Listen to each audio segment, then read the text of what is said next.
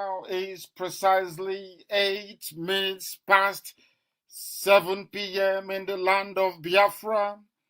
The same number of minutes past the top of the hour, regardless of where you are domiciled, what you are doing.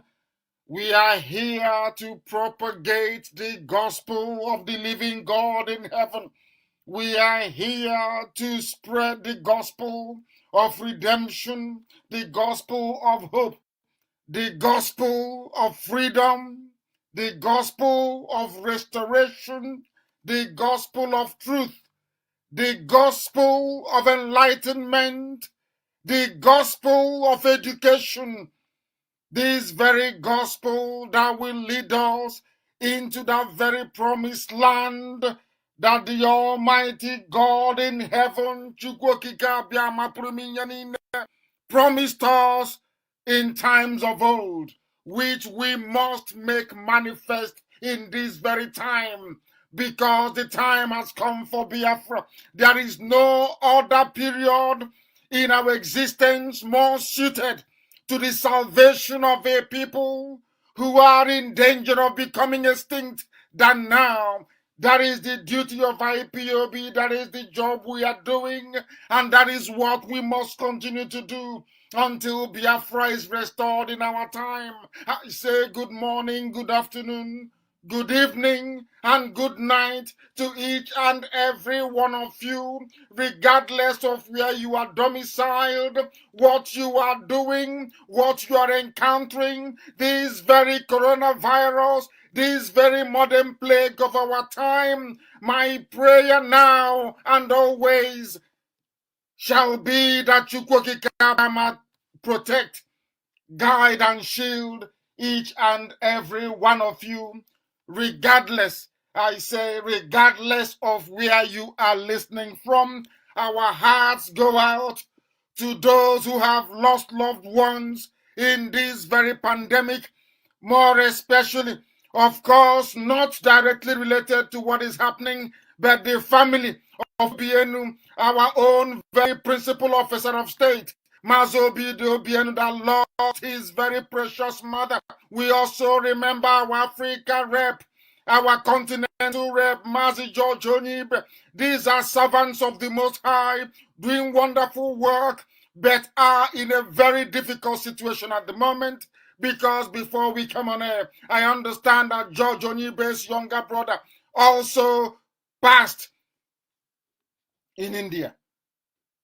Our hearts, our prayers, our thoughts are with the families of Obienu and Onibe at this very point in time. On behalf of not just IPOB, the whole world, my family, my immediate family, we say, please accept our most profound and deepest condolences at your loss. Only Chukwokika Abiyama knows everything. Only him can determine who lives and who passes on. But be rest assured that you are in our prayers. We are thinking about you, these very noble families, the Obienu family and also the Onibe family. Our hearts go out to all these people. You are in our thoughts. We are one big family stretching from end to end of this very earth. Just know that you have your brothers and your sisters always with you. And we shall be able to fulfill our obligation as it is right for us to do so. Before we continue, we must pray as it is customary for us to pray now and always, because Elohim is in heaven, presiding over the affairs of men on this very earth. What we are encountering, or should I say, what humanity is encountering now, is unprecedented. And as my statement quite rightly alluded to earlier, it is a once in a lifetime event. It happens, I think, about every 100 years or thereabout. We must take this very, very seriously and do all we can to protect our people, our children, our families, that we may remain safe, to fulfill this very purpose for which God in heaven created us, which is to restore Biafra. We must pray. Chineke nna nke pụrụ m ihe niile, onye kere eluigwe ma ka elu ụwa, onye ịhụnanya ya na ebere na-adị agwụ agwụ, Chineke nna nke usu niile nke ndị agha, onye ihe niile o kere eke na-akpụ isi ala nye, mmụọ na mmadụ na-aja gị mma, ọlụ aka gị bụ ihe mbara igwe na-egosi. Onye nwe anyị bi n'igwe, biko na anyị na-arịọ gị ka iwe gbatara anyị ọsọ enyemaka, ka iwe bịa, ka iwe zọpụta ndị gị na ụmụ gị nọ n'ekworo wee nọ n'ahụhụ, ihe isi ike wee karịa, mkpagbu dị iche iche wee si ebe niile dị iche iche wee dakwasa ndị gị ezi ebube dị ngọzi, n'ihi na ọ bụghị mmasị nke gị nna nke ebere ka anyị wee si etu a wee na-ata ahụ ụbọchị niile. Aka ndị iro wee bịagide anyị, obodo ekwensu bụ zu Naijiria, obodo ọchịchịrị nna nke ebere bụ obodo ekwensu, wee ibe ekwensu họpụtara lugado ka o wee pụta wee rụọ ọrụ ọchịchịrị n'ime ndụ ụmụ gị. Chineke nna nke igwe, anyị wee na-arịọ gị ka ihe gị wee bata n'ime ndụ anyị, na ọ bụ asụsụ eluigwe ka anyị na-asụrụ gị, n'ihi na ebe ị nọ ndị mmụọ ozi gbara gị okirikiri wee were asụsụ ndị Igbo wee na-akpụ isi ala nye gị. Ha sị na ịdị Chineke nna, onye kere eluigwe n'ụwa na ịdị nsọ, mmalite na ọgwụgwụ na ịdị nsọ, isi iyi nke ndụ na ịdị nsọ. O nweghị ihe ọ bụla eji ama atụ sị na ọ bụ ya yiri gị. Nke ọjọọ mee, anyị ga-ekele gị nke ọma, mee anyị wee nye ha nsọ gị otuto, n'ihi na ọ bụ naanị gị bụ onye tozuru ikpe isi ala nna nke ebere dị ngọzi. Gị onwe gị bụ onye nọ tupu mgbe wee malite, gị onwe gị bụ onye kere nwoke maka nwaanyị, maka ụtụtụ, maka ehihie, maka abalị. Chineke nna nke dị nsọ, eze ndị eze kachasị ihe niile elu, anyị na-aja gị mma mgbe niile. Anyị na-aja gị mma n'ụtụtụ, wee na-aja gị mma n'ehihie, wee na-aja gị mma n'abalị, n'ihi na onye ọ dị ka gị, eze ebube dị ngọzi. Eze ndị nsọ, bikonu mere anyị ebere, mere anyị ebere, wee zọpụta anyị n'aka ajọ ihe. Bịakwa n'otu aka ka iwe gbara anyị mmehie, n'ihi na anyị onwe anyị bụ anụkpa ahụ. Agbanyeghị ihe niile nke anyị na-agabiga, mgbe ụfọdụ mmadụ dị ndụ ga-amanye aka site na amaghị ama. Biko na onye nwe anyị na Chineke na-asacha anyị ka anyị wee dị ọcha, ka ihu gị wee chaa n'ebe anyị nọ, ka ihe gị wee mụbaa n'ebe anyị nọ, ka ngọzi gị nke pụrụ iche wee nọ n'etiti ndị gị, bụ ezinụlọ nke gị onwe gị ji aka gị wee hiwe, bụ IPOB n'ụwa niile. Chineke nna nke ebere dị ngọzi ma ruo mgbe ebighị ebi, biko nụ bịa ka iwe mere ndị gị ebere, tụmadị ndị niile bụ ndị na-akpọku aha nsọ gị n'ime mmụọ ma n'ime eziokwu. Mgbe niile ka anyị na-arịọ gị ezi ebube dị ngọzi, biko si n'ihe ọjọọ obodo ekwensị bizu ma gbezuga ndị gị, ka ịhụnanya gị wee mụbaa n'ebe anyị nọ, ka Biafra wee bịa na mgbe nke anyị dịka isi wee kwa anyị na nkwa, ka anyị wee bulie gị elu, wee jaa gị mma, wee gọzie gị, wee kpụ isi ala nye gị, wee rụọrọ gị ụlọ ukwu na arọchukwu dịka ndị Igbo si wee kwadobu eze ebube dị ngọzi. Ka ihe gị wee bata n'ala nsọ gị bụ Biafra, ka esikwa otu a nna nke ebere dị ngọzi wee mee ka ezi ihe wee bata n'ime Afrịka, n'ihi na Biafra bụ ụzọ nke ihe ga-esi wee bata n'ime Afrịka. Chineke nna nke igwe, ka otuto na nsọpụrụ na ịja mma na mbuli elu sọsọ wee dịrị sọsọ gị nna nke ebere dị ngọzi, site n'ebighị ebi ma ruo n'ebighị ebi, ka anyị na-arịọ gị. Ise. I felt like praying in the language of the ancients. As I keep saying all the time, this is the language that the angels are worshiping God with right now in heaven. For it is worthy and right for us to praise Elohim always. I welcome you once again. I'm Nnamdi Kanu. I am the leader of the indigenous people of Biafra all over this very planet. And by the very special grace of the same God we call upon all the time, a servant of the wonderful people of Biafra. And we must see this very divine project to its logical conclusion, for there is no other way, there is no other option, there is no other means left for us through which we can once again reestablish our presence on this very earth as the very chosen children of the Most High, the children of light, only through Biafra. And that is precisely what we have come to do this very evening, to propagate this very gospel, to preach the truth, to enlighten and to educate our people who otherwise have been subsumed in darkness and iniquity. of the damnable zoological republic. Nigeria is a zoo. Anybody who do not know that will need his or her brain examined. This evening we continue to dissect that abomination before God and before man. This evening we continue to reiterate and to demonstrate quite capably, I must say, that Nigeria is an abomination before God in heaven. Anybody who rises up to say he or she is a Nigerian, there is no way that person can make heaven. It is impossible. As we shall, of course, quite vividly demonstrate as we proceed this very evening, it is now dawning on most people who hitherto we are slightly hesitant about conceding to the fact that the zoo is finished. Now it is very clear. Regardless of what they do in Delta State, we are sadly, Ifeanyi Okowa is helping the Janjaweed from the north to be arresting, to be molesting, and to be killing our people in Delta State. They are trying to use the cover of coronavirus to perpetrate atrocities and evil in Delta. We must hold them responsible. We must hold them responsible in Delta State. That very person who is there, that Janjaweed, that Fulani Alomajiri, that is the police commissioner, that very director of DSS in Delta, we would hold you directly responsible for all the atrocities you have been perpetrating against the children of Biafra in Delta State. The same Delta State that the zoo army cannot stop their, what should I say, their terrorist arm, which is Fulani headsman Miyetti Yala, from killing people. They want to decimate our numbers. They want to frighten us into not putting up a resistance against the hordes of the army of darkness from the Sahel. But they have lost because we remain in Delta, because Delta is Biafra land.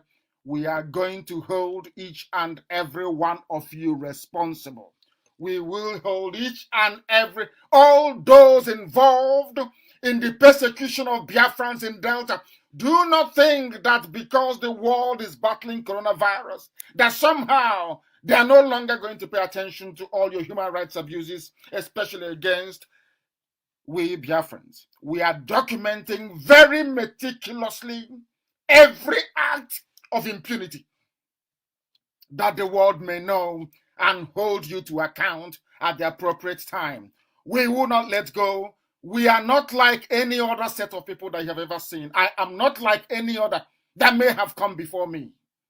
Everybody responsible, each and every soul implicated in the persecution, arbitrary arrest, detention, summary execution of Biafrans will be held to account. That is an assurance. And they know it will happen. Because everything I say I'm going to do, I do. They know it is going to happen. Get your pen and paper ready this evening, because today is going to be a lecture of immense proportion. I must tell you this. Immense proportion.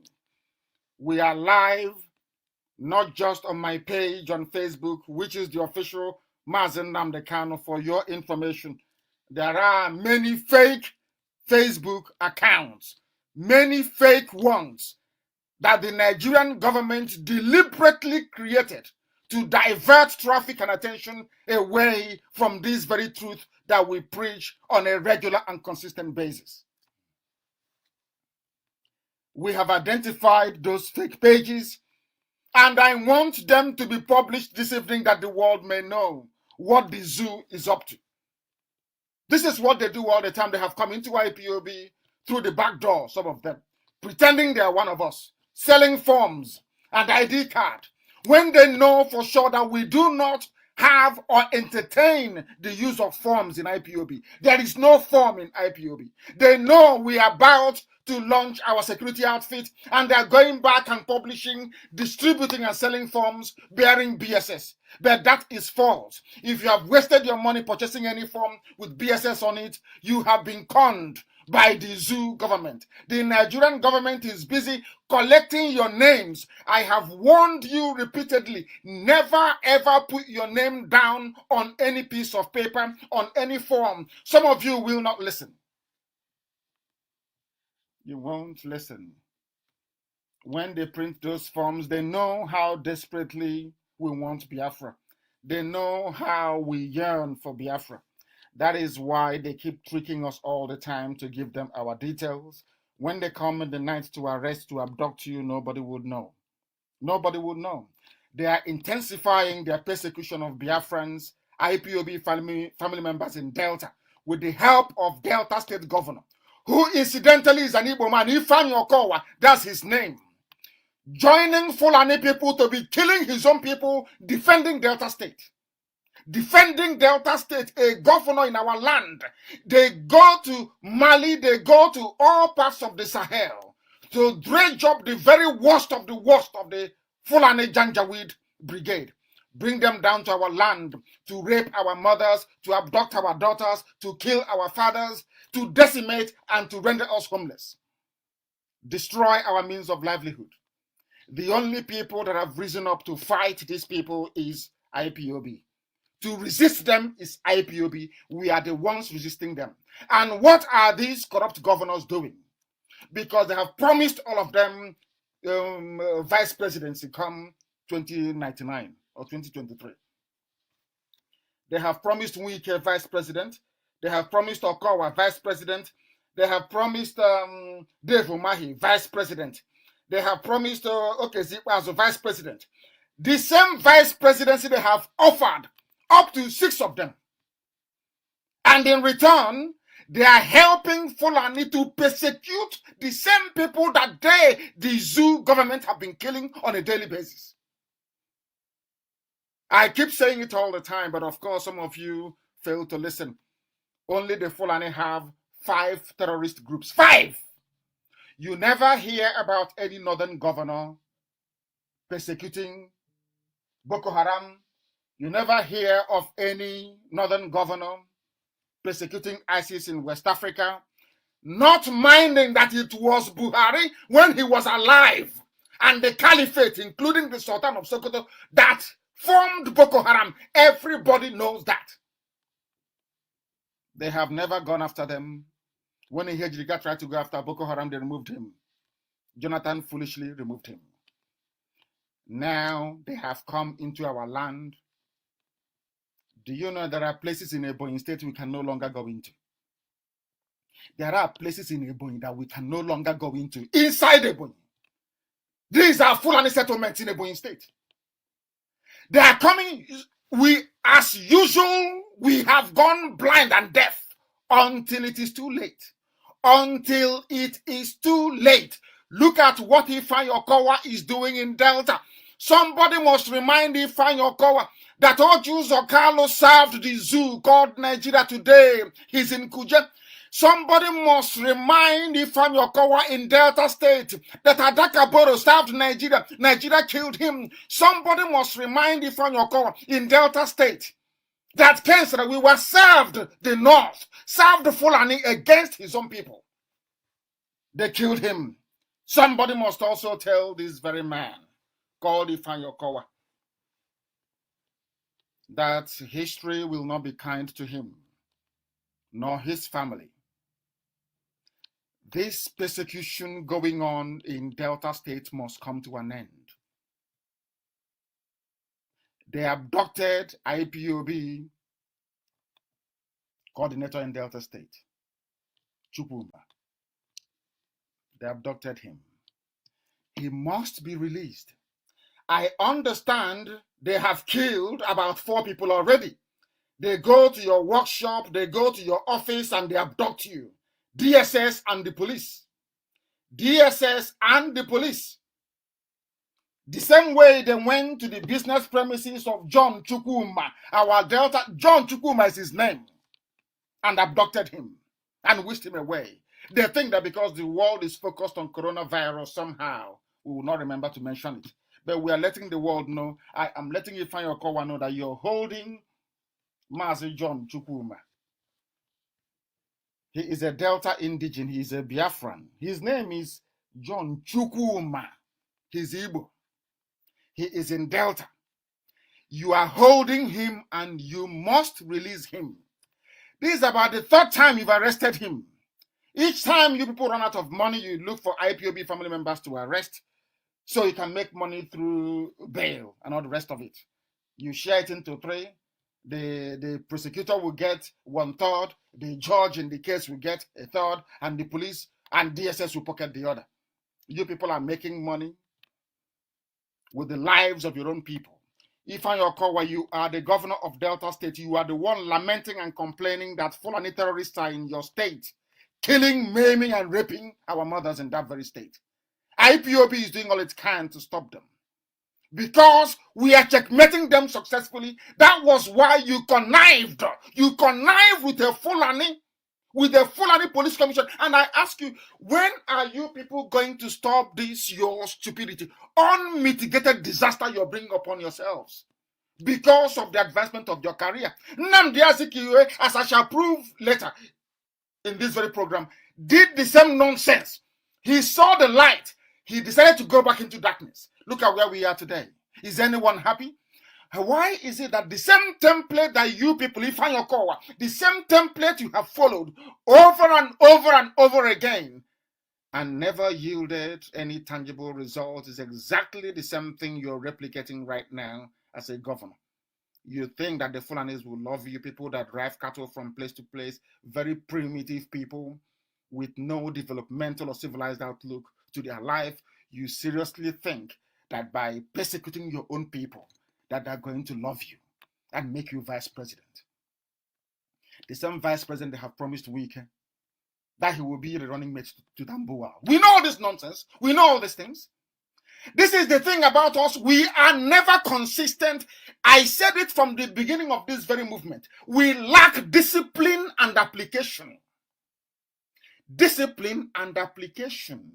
Any day we remain disciplined, any day we apply that very thing that we preach, every day consistently, you will see that our lives will change.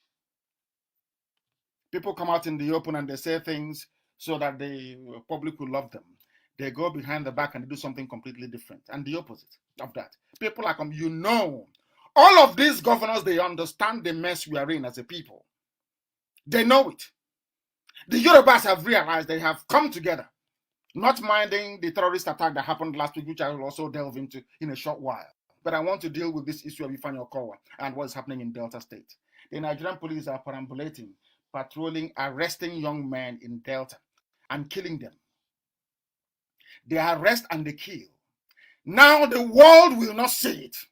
Any day I come on air to tell them that we are going to retaliate, they start writing to every embassy in the world, saying this is what Nnamdi Kanu said.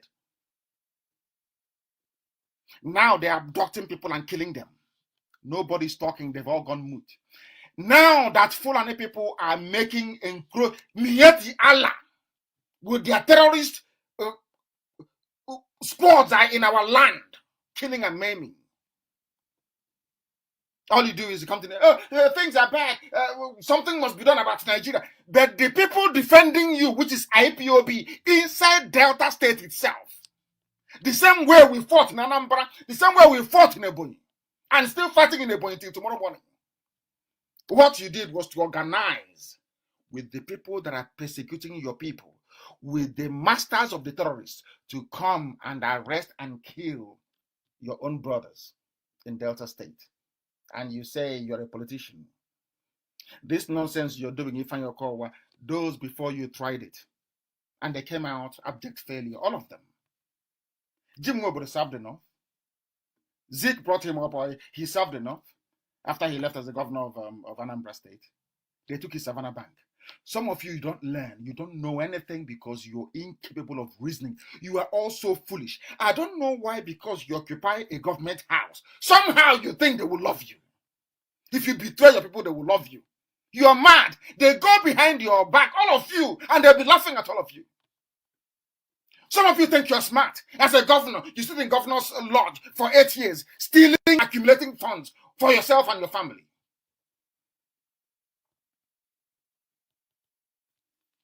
One day you will answer for it. The commissioner of police, I want his name to be put everywhere. The police commissioner, I want his pictures everywhere. That is the man that is killing our people. I want the DSS director in Delta State. I need his pictures everywhere. I want his family address to be made known to all of us. I want where the man visits and his family to be made known to the whole world tonight, not tomorrow morning. It is an order immediately. I want to see the face of the Almajiri police commissioner in Delta State. I want to see the face of the DSS director in Delta State, and also add the picture of Okowa, that the world may know those killing innocent Biafrans in Delta because we said no to Fulani terrorism in our land. The same people campaign, oh, we are dying, they are killing our women, we can no longer go to the farm, and IPOB is doing, the only people doing something about it. Is it because we don't come on air every day to tell you what we've done or what we're about to do? All of you are there and are keeping quiet. So if IPOB we are to stop now, you still come online and say, what is IPOB doing in Delta? Now we are doing something. Okowa is sending Fulani terrorists in uniform to come and kill IPOB family members in Asaba, especially. They want to take it over. Some of you don't know. Go to Asaba after Head Bridge. If you pass on the child, after Head Bridge, cross the bridge and come over. Is Alamajiri on the right and on the left, selling yam and plantain.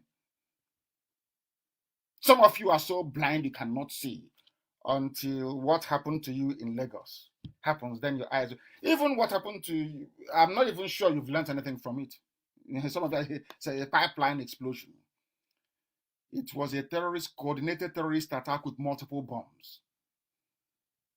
Multiple gravity bombs, if you do not know. It is called a gravity bomb. If you don't know, it can only be sourced by the army. Some of you do not know there was a Nigerian army that planted those bombs in Abulado to kill all of you. Because they know that Yoruba papers will not write about it. And the truth from, did Yoruba papers write about it? The answer is no. They won't write about it. They will not. Do you know why they didn't write about it? Because it wasn't Yorubas that were killed. Those killed are Biafrans, Igbo people especially. So who is going to defend you? You know, sometimes I can't understand why some people fail to reason.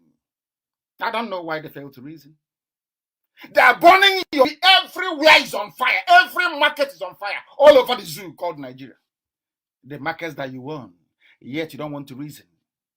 There is no sense of national urgency. That, let me tell you, thousands of people died. The reason why their corpses were not recovered is because of the magnitude and the blast impact of the bomb that was used. It's called a gravity bomb. Go and research it very well. That's what they used. They vaporized human beings in Ablado. Vaporization. Where somebody was sitting before the bomb went off, if you go there, you cannot see anything anymore. From the same Nigerian army. Some of you don't know what the Fulanis have planned for you. Some of you, in your stupidity and your blindness, you continue to do the same thing over and over again, and they keep killing you because they know that we are so stupid. So, not all of us, of course, not IPOB. Heaven forbid. Those of you being killed. Very, very foolish. I will play a clip for you in a short while. I made that video or that clip in Italy, in Venice, very close to Padova. I read Merchant of Venice as a class 3 student when I was at Government College, Omoy. Merchant of Venice. Most of my peers read it with me then.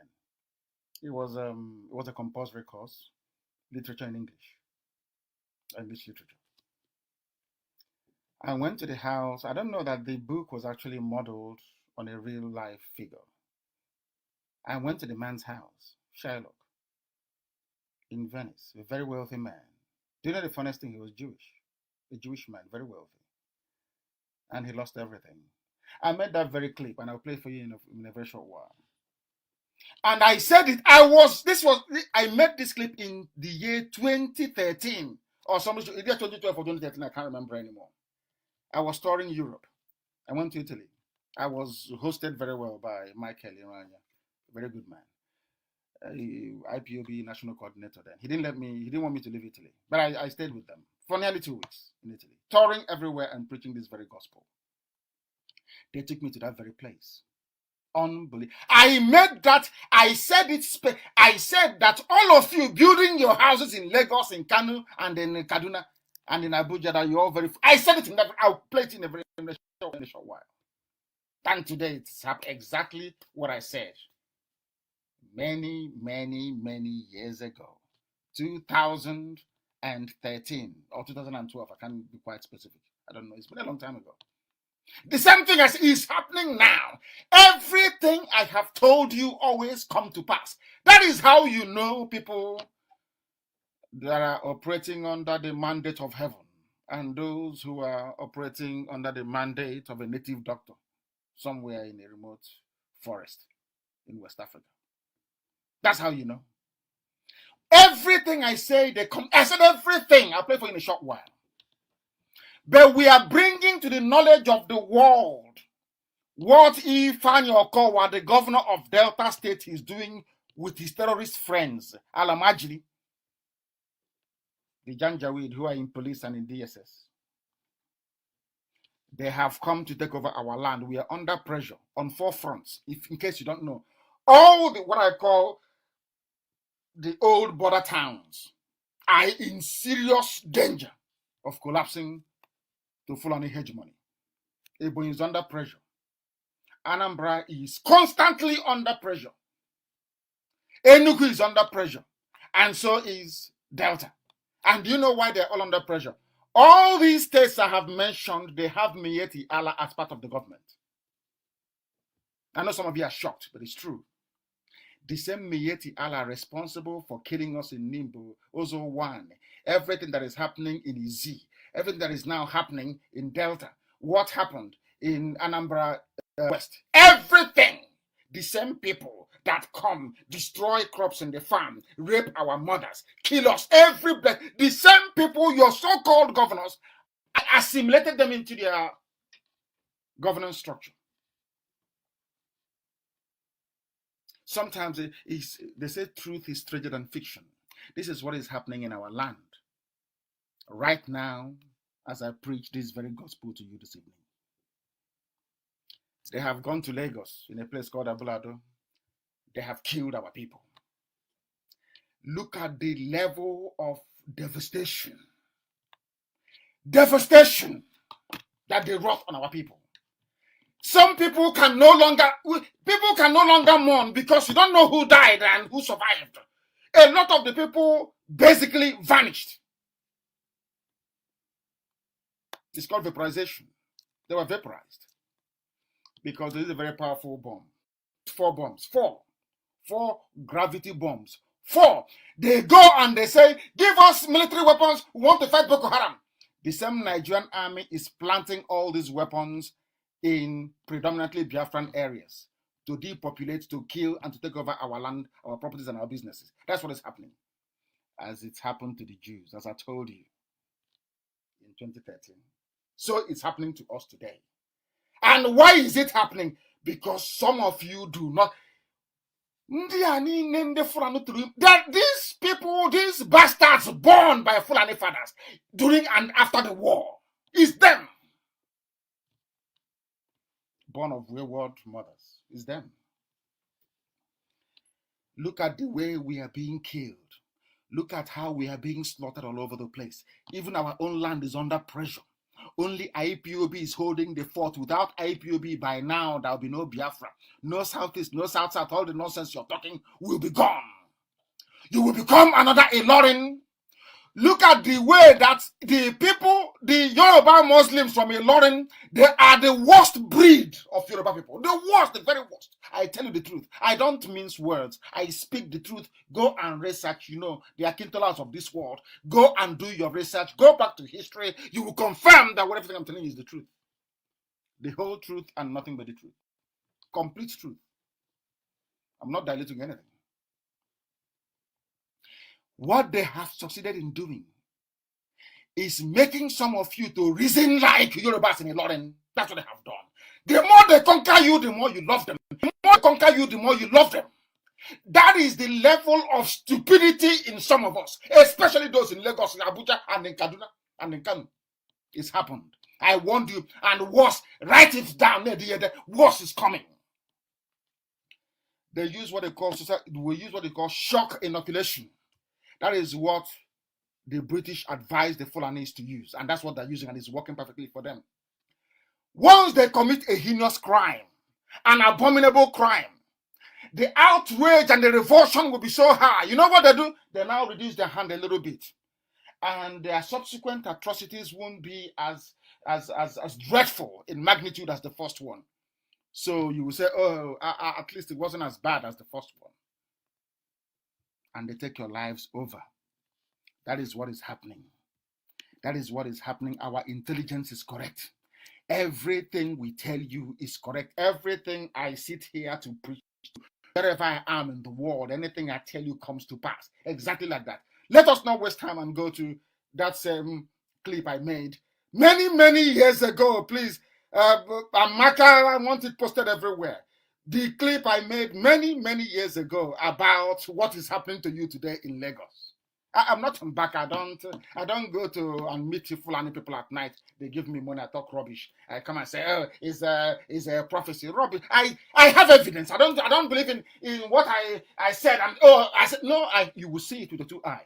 Evidence, very clear, incontrovertible. Somebody kindly, IPOB, we are too formidable. Somebody dug up this very video. I never even knew it still existed. I will play it for you. The voice is slightly dim sometimes, but I will try and play it for you. I'm sure you'll make sense of it. I'll play it for you. I'll play it for you. Home of the Shylock, the merchant of Venice. He was a Jewish man.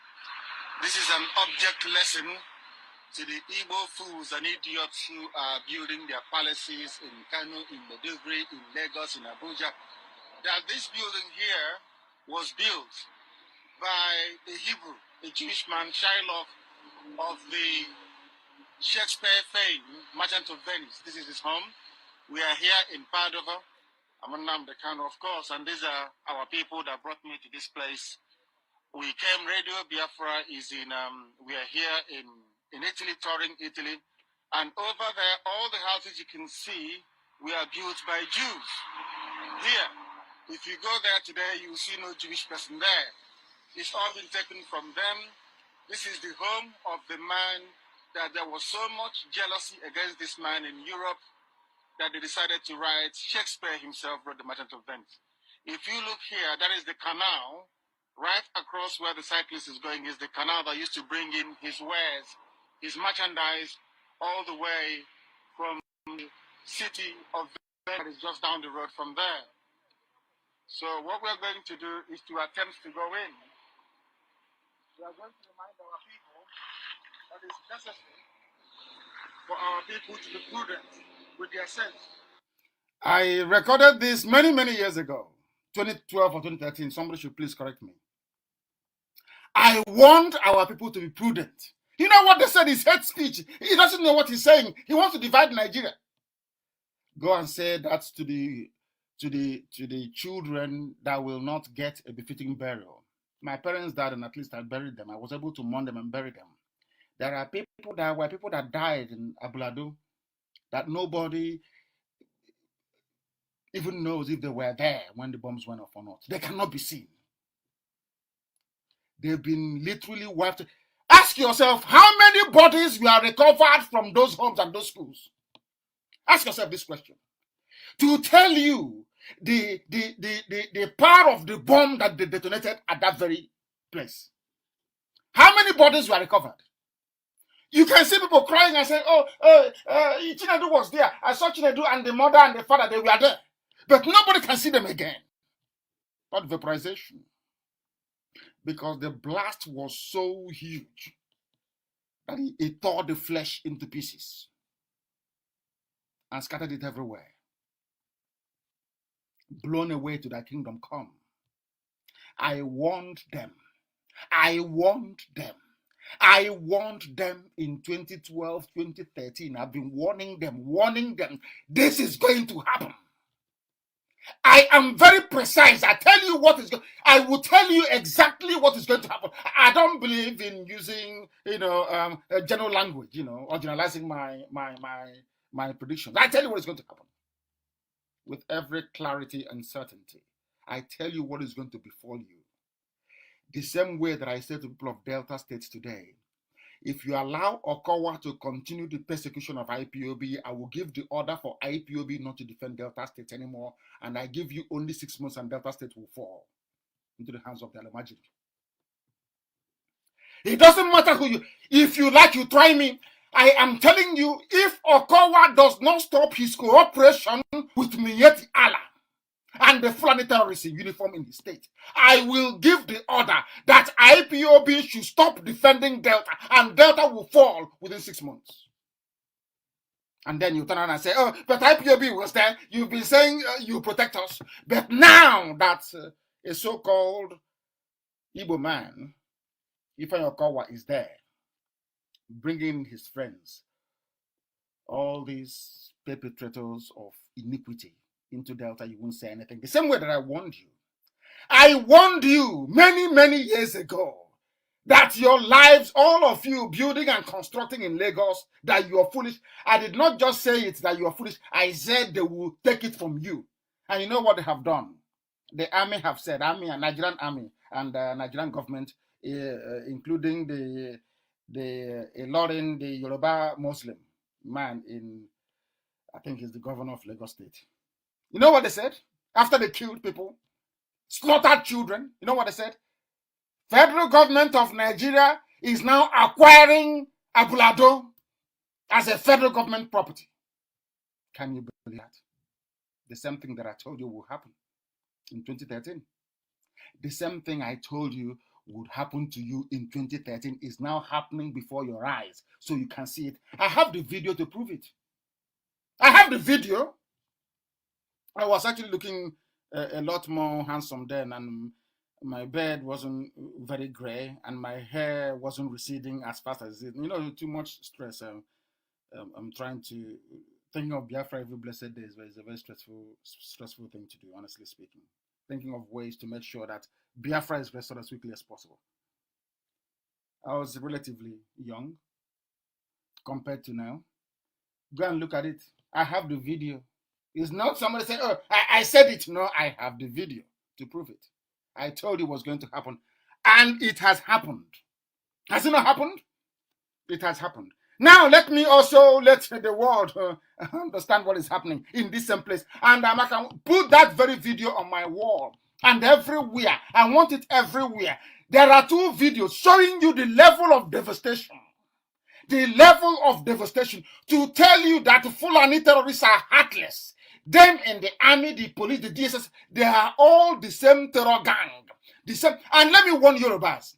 You may think that's stupid Yoruba girl that used to work for our reporters. I don't know what her name is. Saying that that Jubilee is not Buhari. I'm looking at her. And now she doesn't talk very much anymore. Maybe she's from Ilorin as well. The same thing will happen to you. Yoruba, write it down. As your media is keeping quiet. Of course, I exempt Punch newspaper and AIT to an extent. As they are keeping quiet. Thinking, oh, they're killing Igbos in Abulado. We will get our land back. They bought it from us. After so foolishly, they bought it from us. We're going to take it back in connivance with the federal government.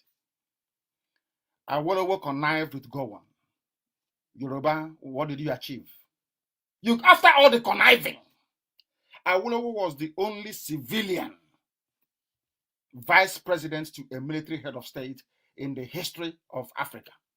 Then, they promised him everything they're promising Okowa today. We will make you this. We will make you that. After Gowon, Awolowo is you. The same trick they played on Awolowo, they played on Azikiwe, they're still playing on all of you till today. But you cannot see it. Well, once in a while, they will bring out somebody like Obasanjo, give him the presidency, accidentally, someone like Jonathan. They'll say, oh, don't worry, don't listen to Nnamdi Kanu. Can't you see Obasanjo? And we allowed them to be there. Do you think that Fulanis are stupid? They know that once the presidency leaves them, things cannot be the same anymore. They know that very well. The same trick they played on Awolowo, they played on Azikiwe. All of you are falling for it like idiots, like you are. But not IPOB, thankfully. Not IPOB. Let me show the world, or should I say, play for you what transpired. And you will see the level of Devastation. They say it's pipeline. Can you imagine a journalist that will go to maybe Winners Chapel or go to any of those Pentecostal churches and say they pray to Jesus Christ?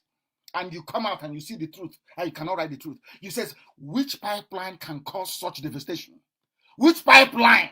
Even the pipeline in Russia, the biggest gas pipeline, cannot cause such a huge area or leave a huge area desolate. Go and look at it. Let me play for you. I think this was from Guardian newspaper. None of them said is an Igbo area, that Igbos are being killed. No, of course not. The same happened to the Jews in Europe. When Hitler was killing them, they said, oh, no, oh leave it. It's people that live in that part of Warsaw. Like, oh, no, it's not. They're not targeting the Jews. Until 6 million were killed. Then their eyes opened. The funniest thing is that they have killed 5 million of us before. We did nothing. We went back to the same Abuja, the same Meduguri, the same Kaduna, the same Lagos. The same thing is happening now. I am not saying that Yorubas and Biafra should not cooperate. That's not what I'm saying. But everything must be based on transparency and truth. Honesty. Honesty is the foundation of such a relationship. Now understand this very clearly. Very, very clearly. Our lives are in danger. They are using the cover of coronavirus to commit unspeakable atrocities on the ground. As they are advancing, day and night, they are advancing. Every blessed day, they are advancing. Nigerian army is working for them. These terrorists, they are all in the same camp. They planned it very well. Nigerian army, Nigerian police, DSS, everybody is working towards this one colonization agenda. By the time you realize it is too late, because they are buoyed up by what happened in Ilorin and to an extent in Ebonyi, that if you conquer them well enough, they will support you. You know that Stockholm syndrome, the love you have for somebody who is persecuting you. That's what they're counting on. But at least maybe they never counted on IPOB coming or our resoluteness. Let me play for you what is happening in Lagos, where they killed our people. Victims count losses, destruction, wholesale destruction. I was in front of my compound while the kids are inside the house. So immediately I had a shout outside. My son said he's going to church, and the little one said he's not going. So I was like, okay, you go while the little one stay with me at home. Then we'll go for the next mass. The only thing I could see was a hard noise from outside. People were shouting, help, help, help. It was not up to 20 seconds. There was a heavy explosion. So when I went to... Can you hear that? Everything I tell you is correct. There was an explosion, the first one. People were screaming, help, help, help, help. That's what they do. They now detonated another one. People don't reason. They don't think. People know this UG, black people, black. God, why? Why can't black people reason? This is what a journalist that claims he or she is God-fearing will sit down and write and say, it's a gas line. It's a gas that the gas exploded and other cylinders in people's houses started exploding. There was no emergency debate in their useless Senate. Nobody discussed it because the papers never wrote about it. Everybody went to sleep and it's gone. People are dead. Children are missing. They will never be buried. Never. Let's continue listening to the lady narrating her ordeal. So there are people. Can some people actually learn? Sometimes I wonder, can they really seriously learn? Let's listen. Who I was asking, the whole building collapsed on my children. So I called people to come and help me bring out the blocks so that I could bring them out. Immediately I came outside, I saw heavy smoke upstairs. The smoke was much. Rushing inside, the building were collapsing in heavy form. I was, there is no way out. So next thing we saw was fire all over. We could not bring anything out. When I was looking right there, I saw a car going up in flames. So I was like, there are people inside this car. I never knew it was Ling Dave's school, the private school. The son that came from America, that once got married, the man and the son and the wife, all of them got burned inside the car. The whole building collapsed. So I called people to help me out, and they bring out our things. They bring out my children, so we now run away. Getting to the other point there, we saw the children. Some, their head is off, while some, they cut off their 2 hands and leg. All the children in Bethlehem College, they were badly injured. Some reverend sisters were involved. They lost their lives. Many people lost their life in the incident. So we just find our way at the back of that plaza. That's where we escaped yesterday. That is how they massacre you, because when they come to your villages and kill IPOB, you keep quiet. When they persecute those who are fighting for your survival, you keep quiet. That's why they did this to you. And they will continue. Do you think they're going to stop? How many years ago did they attack the Catholic Church in Madala? Have they stopped? After all the outcry and all the nonsensical noise and crocodile tears of your governors and your politicians, those you call your leaders, what happened? The Fulani terrorists intensified their slaughter. They intensified it because they will never stop. Do you think they're going to stop? You're insane. They will never ever stop. They will keep hunting you down and killing you every blessed day. The more they kill you, the less they report it, until they will stop reporting it. That was the trick that Britain taught them. Britain told them that the only way to do this is to deny them the oxygen of letting the world know what you're doing. And luckily for the Fulani people, all the media in Nigeria are concentrated in the hands of the Yoruba. And most of them are Yoruba Muslim. That is the problem you have in Nigeria. When the unfortunate incident of the death of the daughter of Fasoranti happened, it was everywhere. Every Yoruba paper carried it, front page news. Everybody, there was widespread condemnation. But I'm asking you to go and look at their coverage of what happened at Abulado, where thousands perished. I said thousands perished. Their livelihoods gone. I'm building a house in Lagos. I'm living at Ojuelegba. I'm living at Okokomaiko.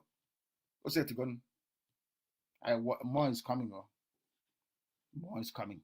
The reason why people, maybe sometimes I can understand the apathy of some people, is that our people don't listen. They don't listen. Sometimes we reason as if we are not normal. Look at what is happening in Delta State. Can you believe such nonsense? Are you telling me that a governor in the north, let's say Adamawa or Borno governor, or maybe Katsina, or maybe Nasarawa, that people will come from that Biafran terrorists will come from Biafra land and go to Nasarawa and be killing people, and then the Nasarawa governor will come out and say, okay, where are those resisting these terrorists? Let's go and kill them. That is what your governors are doing. They are there making stupid speeches from their offices, swinging around, saying things that they feel sometimes you want to hear. Swinging around. Oh, we are going to form security outfit in November of 1592. We are going to form one. Oh, don't worry, it's coming. Oh, it's coming. Some of you idiots. Oh, he has spoken. Oh, did you hear him? What the governor said? His Excellency. Whilst his Fulani comrades are slaughtering you. May the good Lord have mercy upon your soul. It's not finished. There's another clip as well I want to play. I'm sure most of you may have seen it, but it is good to remind all of you the level of stupidity we are swimming through right now. Because of those I told you, so all of your so-called, of course, with the exception of Abari, they were brought out by their Fulani godfathers. All of them, they have Fulani God, all of them. All of them. I don't know that perhaps I don't know what it is. Is it maybe it's Indomie? I suspect Indomie. There's something wrong with Indomie. The same way that I suspect fluoride. Fluoride toothpaste. They said that what is happening in the Western world in the 60s and 70s wouldn't have happened. There will be so much moral indignation by the people that are uprising. But you know what fluoride does? You don't know what fluoride does. And even in the UK, they put fluoride in water, in drinking water. They say it's to make the teeth very strong. But of course not. Fluoride makes you very docile, makes you very weak. You are no longer critical. You cannot rise up anymore to fight for what you believe is right. There is another clip. Lamentation everywhere in Lagos. But I warned you in 2013, you will lament, but nobody will come to your rescue. I said no, and the government is going to take the land from them. And the people are saying, one Nigeria. We're in Nigeria. Let's move Nigeria forward. Let's move Nigeria sideways. Let's move Nigeria a bit to the left. Let's move it a bit to the right. Let's move it up a bit. They are killing you. As somebody is telling you, that's something that is killing you. Let's move it forward.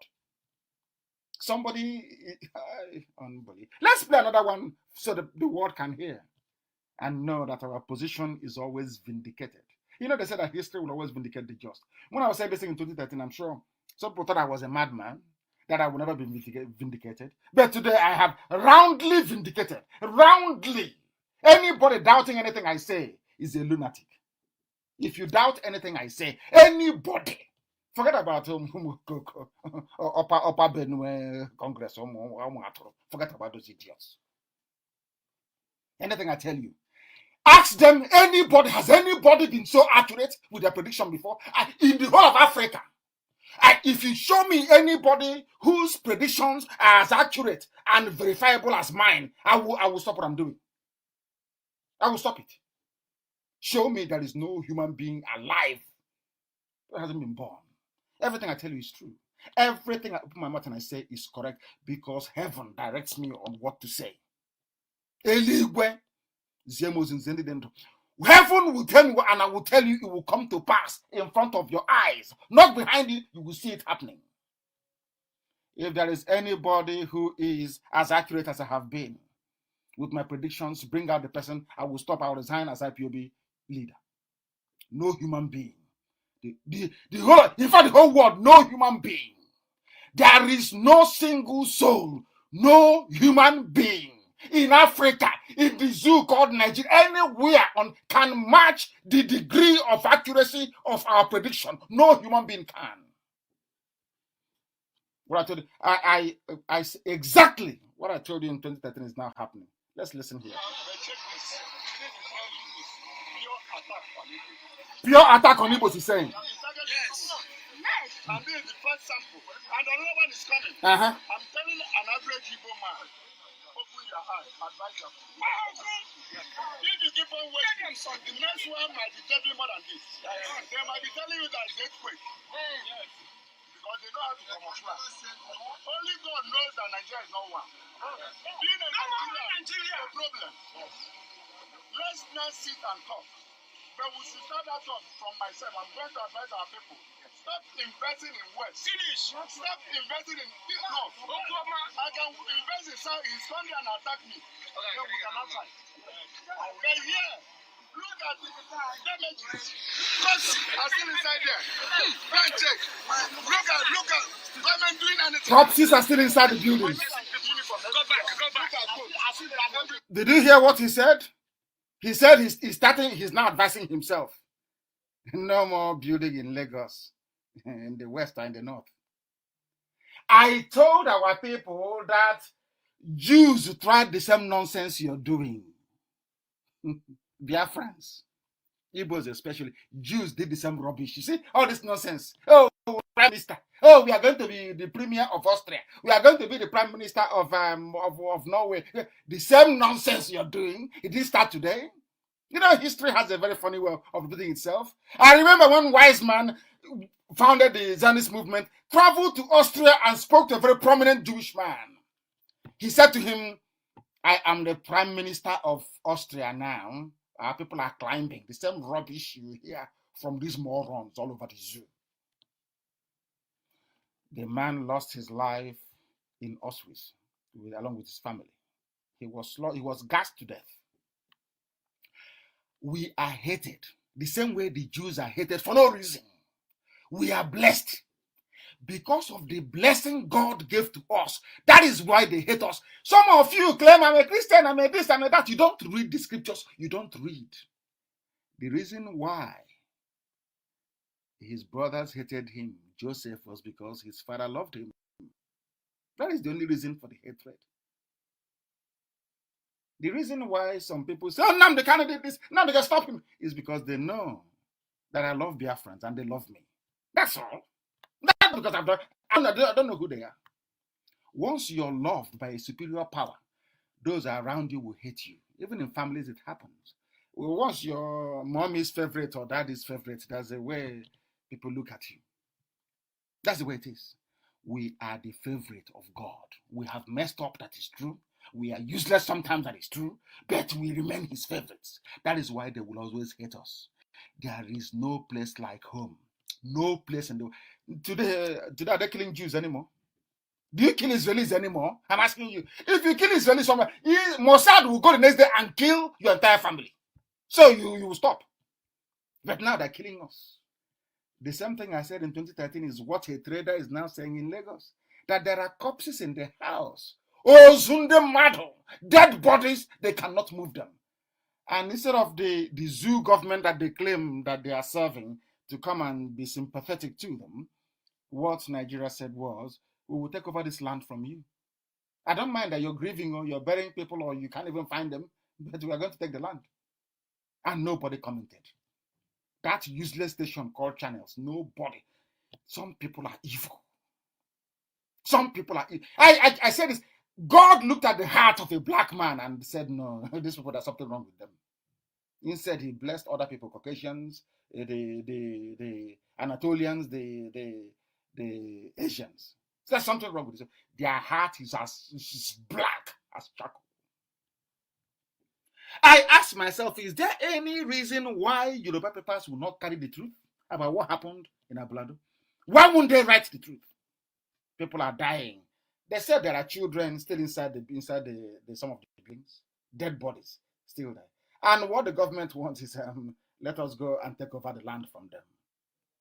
Very, very sad indeed. We must continue.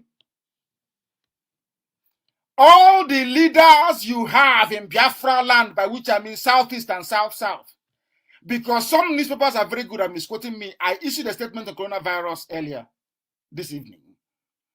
And instead of writing exactly what I said, they have now said, Nnamdi Kanu give advice to Ndibo, to Southeast. No, I was talking about all Biafrans.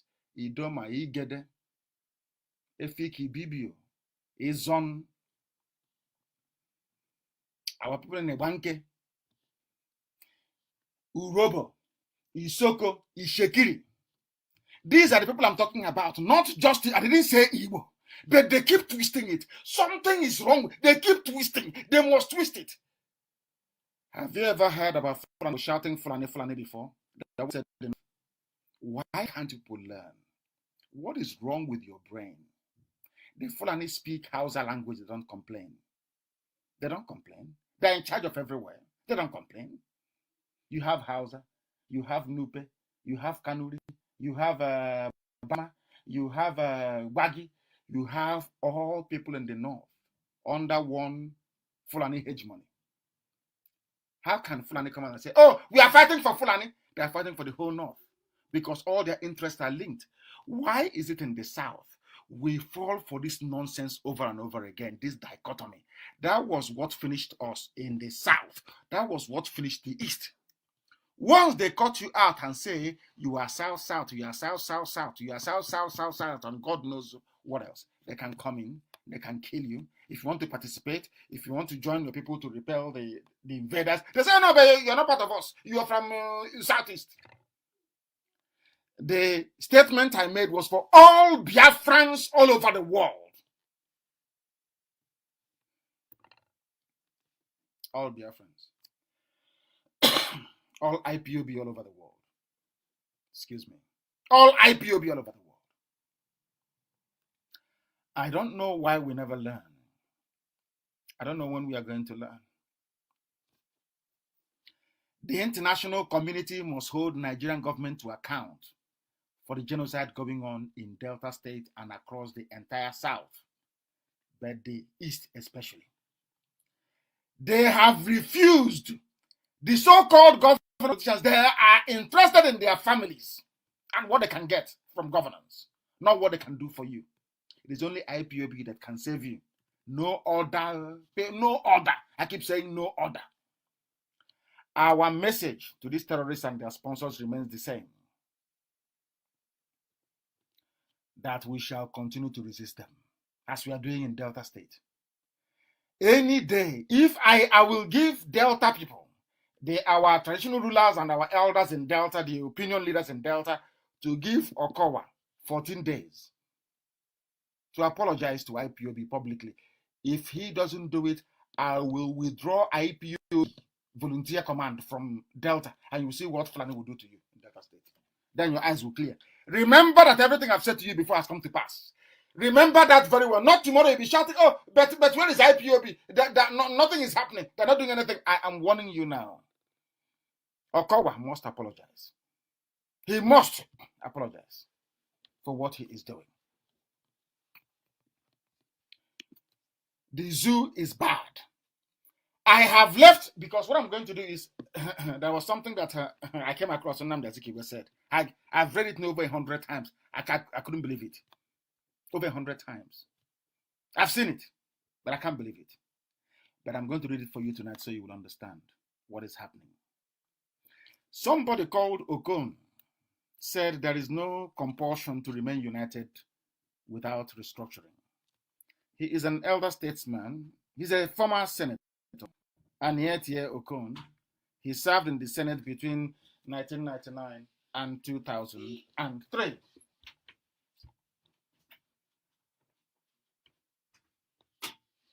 He served within this period,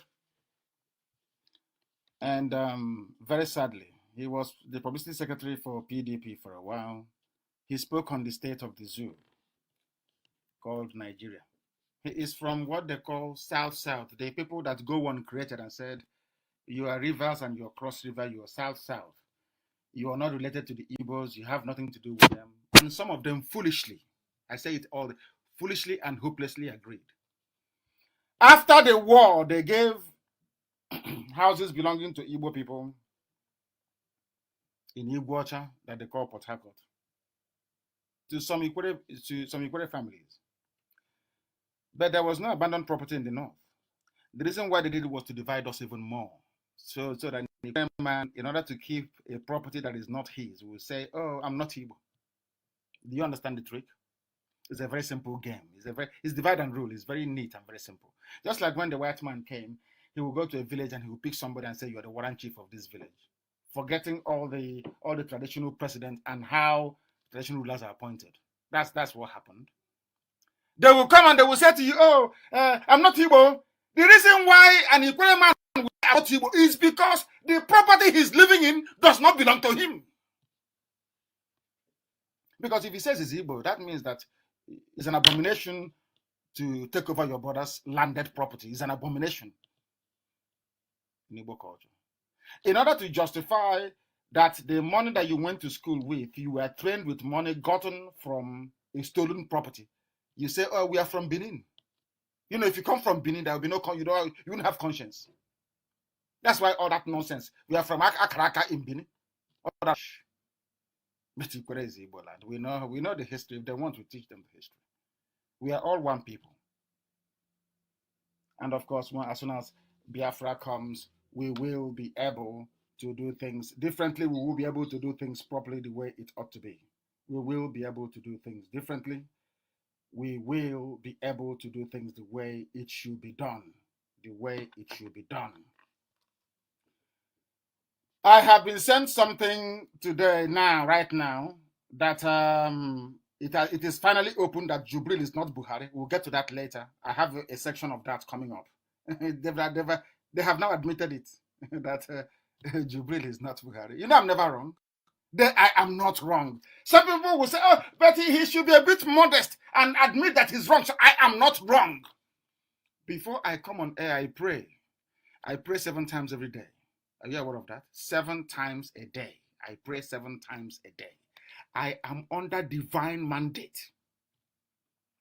Everything I tell you is the truth. Garuba Shehu have actually admitted under, I think, I won't call it cross-examination, that Jubril is not Buhari. It's very clear and neat and clean. The whole world has seen. And I thank Simon Ekpa for actually bringing it up. I think he's the Simon Ekpa does this very brilliant video analysis, which I think is a new genre, so to speak, in this propagation. I think he's doing a very good job, and may he continue and let the demon not go into him.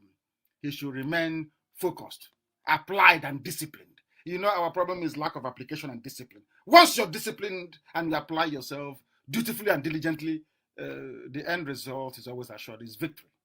Now they have admitted that that Jubril is different from Buhari. They've admitted it. That's what they're saying. But we'll continue. Somebody from the South is now saying that, oh, give us the structuring, or there's no compulsion for the nation to work. But when Fulani was using you, did not know. When they come to give you pipeline security, hey, can you please guide this pipe from LLM to Obibo? I'll give you money. You never ask yourself, but who is actually benefiting from the oil wells? They're all from the north. All you do is security guard. And when I tell you, oh, come, my brother, let us repel these infidels. You say, oh no, I'm not to Biafra. Oh, I'm not. They say I'm from Bini. I'm from Akaraka, from Bini. Your name is Chibika Meji. You say you're from Bini, from Akaraka, from Bini. Stupidity is a disease. I will never get tired of saying this. Ken Sarawiwa was at my alma mater, Government College Omwai. Of course, the finest British-run boarding school you had in the entire East. Of course, Azikiwe said that. I refer to that later on. He went there on scholarship. Ken Sarawiwa, respected and loved at Government College Omwai. Any Omwaian will tell you about Erekosima House. Erekosima. He was a principal. Government College Omwai. A John Erekosima.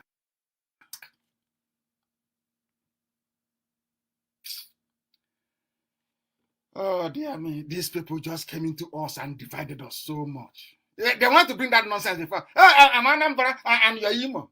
IPOB came and destroyed all that rubbish. Do you hear that nonsense again? Oh, you're from Enugu. Oh, you're from Ebonyi. I'm from. Do you hear that rubbish in IPOB? We are one family. One family. In Cross River, they have a fraternity, a cult. We have where we come from. Everybody is the same. The same group, the same family we wear, the same thing that Ababio wears, that Tudo Emmanuel is wearing, is something that I wear. The same thing, the same cap, our woolly hat. The same Okonko they have in Anang is in my village, Okonko. The same Okonko is in my village. The same fraternity. The same AO that you have in Ekom, in Oron, it's the same AO we have in my village. And you left all of your people and you say, oh, a Fulani man from Mali is better. Is my brother. Lord have mercy upon some of you. Lord have mercy upon some of you. They have admitted that Jubril is not the same as Buhari. Of course, as I know they would. Over time, of course, they're going to admit it. Why wouldn't they admit it? Why would they not admit it? Because here we preach the truth. Everything I tell you is correct.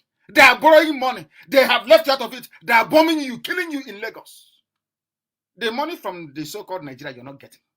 Whereas the oil comes from your land, the gas comes from your land. The Fulani contributes nothing to the economy. I have asked somebody several times, what is the contribution of Bauchi State to the coffers of Nigerian economy? The answer is zero, nothing. They say they grow yam and they grow onions and they grow tomatoes. All that has been blown aside. It's something that we grow in Nsukka. So what do you contribute? Nothing. You take the oil from my land, the gas from my land, you go and borrow money to mortgage the future of children based on the produce coming from the land of Biafra, and yet Biafrans are excluded from it. And some, but they gave some to South, as if you have not. When you go to school to study the history of colonialism in those days when they taught history in schools, The first thing you learn is the British divide and rule. That's how they work. Divide and rule. What is happening in Hong Kong and China, in Pakistan, in India, in Bangladesh, in Kashmir? Divide and rule. Why can't you people reason? You can't think for yourselves. They have run the zoo to the ground. Fulani have destroyed Nigerian economy to the extent that the Senate president, one man called Lawan, this is according to their news, helped Nigeria out of poverty. So you can't help yourself out of poverty. But you say you're matured, you're grown up, you can stay on your own. Why don't you ask Britain to come and colonize you again? Help Nigeria out of poverty. Senate president begs World Bank. People without shame, no honor, no dignity, no pride, nothing. People without honor. People without honor. That's what's happening to them. People without honor. That is what is happening to them. The zoo itself. And they want to compete with IPOB when they know they can never ever compete. I wrote and I said to Jubril, come out and address the people. Every day Trump will come out. Every head of state, even those without any recorded case of coronavirus, out in public. Every day, they will dress down. Every president in Africa, they will dress down. They will answer questions from journalists. This one never says anything. Even ordinary greeting, hello, ladies and gentlemen, is written for him. Ordinary ladies and gentlemen, he has to look in the book to read it out. Even good morning, ladies and gentlemen, he's reading it because his Jubilee is not Buhari. Everybody knows that. You can't recover from a brain tumor. Everybody knows that. You cannot recover from an illness and you claim you've forgotten your mother tongue. After all, the English that you're speaking, you never knew how to speak English before. So how come all of a sudden you're getting English language is on your tongue, full that you forgot? I shall have told you severally that this man is not Buhari. But you don't want to listen, do you? None of you wants to listen. And now it is very clear. Address the nation, they are begging him. The same Senate that is begging for money to save itself is begging.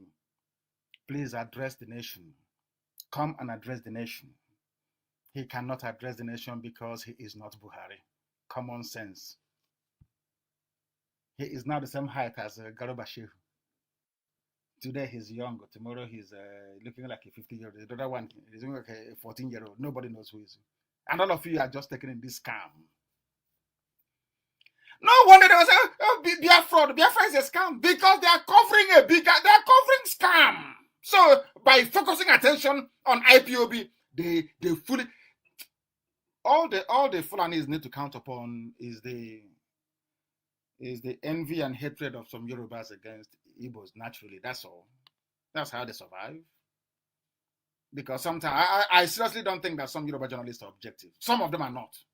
The objective ones you know. Some are not. And that is why cooperation between East and West is difficult. Very, very difficult. Because they cannot, some of them cannot throw away that, toga of envy, if I can put it that way. I tell you the truth. I don't lie. I don't sugarcoat anything. I speak the truth. I tell you what is going to happen before. I tell you the fact. You may not like it, but upon reflection in the quiet of your room, you will come to consider correct. There should be cooperation between the East and the West. It's not happening. Why? Because segments of Yoruba journalism, they're just horrible people. Horrible. They know that in every other, can you imagine if it is Jonathan? Jonathan saying, oh, I will not address the nation on Corona. Hey, Yoruba media will eat him alive. They will eat him raw, alive. But because they have frightened all of you with terrorism, basically reduced you to nothing. That is why you can't speak. Oh, this group that Loretta Onoche runs on social media, their attack squad. I think they're now dwindling in number anyway. What is him saying anything got to this? Is he going to stop the virus? Can you believe people? They don't know the meaning of leadership. They don't know the meaning of democracy. They don't know what is called accountability. Because the only thing they know to do is to move cattle from place to place. They know nothing. That is not, I keep saying it. They say, oh, you're being racist. I am not being racist. I'm not denigrating anybody. I'm telling you the pure fact of life. A democratically elected president cannot address the country in a time of pandemic. Pandemic. Oh. Then when are you going to address them? When will you address them? That is the meaning of democracy. Tell us what you're doing. You owe it to the people. If you claim you are Buhari, come out and speak. And take questions from journalists. They cannot do it. And you have Yoruba journalists. That stupid girl that used to work for Sahara Reporters. I've forgotten her name. That was defending Jubril. It has happened now. I've just been sent a clip now that Garba Shehu have finally admitted that Jubril is not Buhari. Now they know. Here we shred the zoo to pieces. So they are nothing. If people can actually forget, I said to Yoruba, forget your prejudice about IPOB, Nnamdi Kanu, and the Biafra. Forget, put it to one side. Ask yourself, is what Nnamdi Kanu is saying, is it true? What IPOB is saying, is it correct? The agitation for Biafra, is it merited? You go to Lagos, you kill people. You come to Ebonyi, you kill people. You go to Anambra, you kill. You come to Delta, you kill. You're everywhere, slaughtering, burning people's houses and businesses, and you want the same people to stay in this country with you. Are you not mad? Are you not mad, I ask? Are you not mad? I ask. Coronavirus, he cannot address the people. I have addressed Biafrans all over the world. Let him come out and address people. Address them and take questions from journalists. He cannot do it. Because the person you're calling Buhari is not Buhari. He's a Sudanese. When will you people learn? When will you people ever learn to reason? When will you learn to reason? When will you learn to reason? We continue to do our work, which is to expose the damnable zoological republic. And who brought us into the mess that we're in today? People must be very patient with us this very evening. Very, very patient, please. I beg of you. Be very, very patient because we are coming. I said it's quite a lot this evening to cover. Maybe I need to do another broadcast within the middle of the week because things are happening. Things are happening. Things are happening. Listen very carefully. This speech was made in 1949 by Nnamdi Azikiwe. He called it an address to the Igbo people. That was where our problem started from. Our problem started from then. Instead of, does it mean that Nnamdi Azikiwe, a very learned man, very intelligent, does it mean he didn't actually read history to understand the interconnectedness, both cultural, linguistic, and social, between all the peoples of the East? Does it mean he didn't know that? He was dealing with people that referred, at no time did the Sadwana of Sokoto, Ahmadu Bello, ever say Fulani. At no people must listen very carefully to what I'm saying now. At no time did Tafawa Balewa ever say, we are fighting for Hausa people, Hausas, or Fulanis, no. Or Kanuris, or Nupes, no. They said no. They understood that Islam held them together. They always said the North. Now, my question is, why is it that Nnamdi Azikiwe kept saying, I can't understand it. Forgetting the need to carry everybody along with you. The same way that Ahmadu Bello Fulani carried the whole of the North with him. You need to carry the whole of the East with you. He went and removed that Yoruba. And then the Fulani quite simply said to the Efik and the Bibio people, can you see they removed their Yoruba? Because Igbos are domineering. And they bought it hook, line, and sinker. They started stories about the war. Igbo soldiers, Biafran soldiers came. There was no Biafran soldier. If not for IPOB, imagine what they could have fabricated now against us. Just because first of all, we had to go for media to counter all their nonsense. They went at times because there was no radio. Ojukwu had no radio. He was only in a beetle car moving from village to village. No, Britain was sponsoring the propaganda of Nigeria against Biafra. Oh, there are Biafran soldiers in Oron. They have killed Nigerians from Cross River State. No, we hate Igbo. We hate Biafra. To the extent they that somebody who answers Chibika Meji, somebody who answers Ifani Okowa is saying they are not Igbo. I can't understand. The mentality is driving me insane. I'm mad, honestly. That is the power of division using the media. That is why everybody must be on social media. You must be on Twitter. You must be on Facebook. You must be on Instagram. You must checkmate. They are evil. You must checkmate them. When we started, they said, "Oh, Anambra man cannot allow Imo man to emerge." Until I told them the history of who we are. Everybody's from Anambra. They called it from Biafra. We went to East Central State after the war. They gave it to Abiasika. The first major Sabo. Should I say second one after Ifajina? After that, then we went from there to Imo and Anambra. From Imo and Anambra, we now have Abia and Ebonyi and Delta. And it was this man that divided us. So what's it called?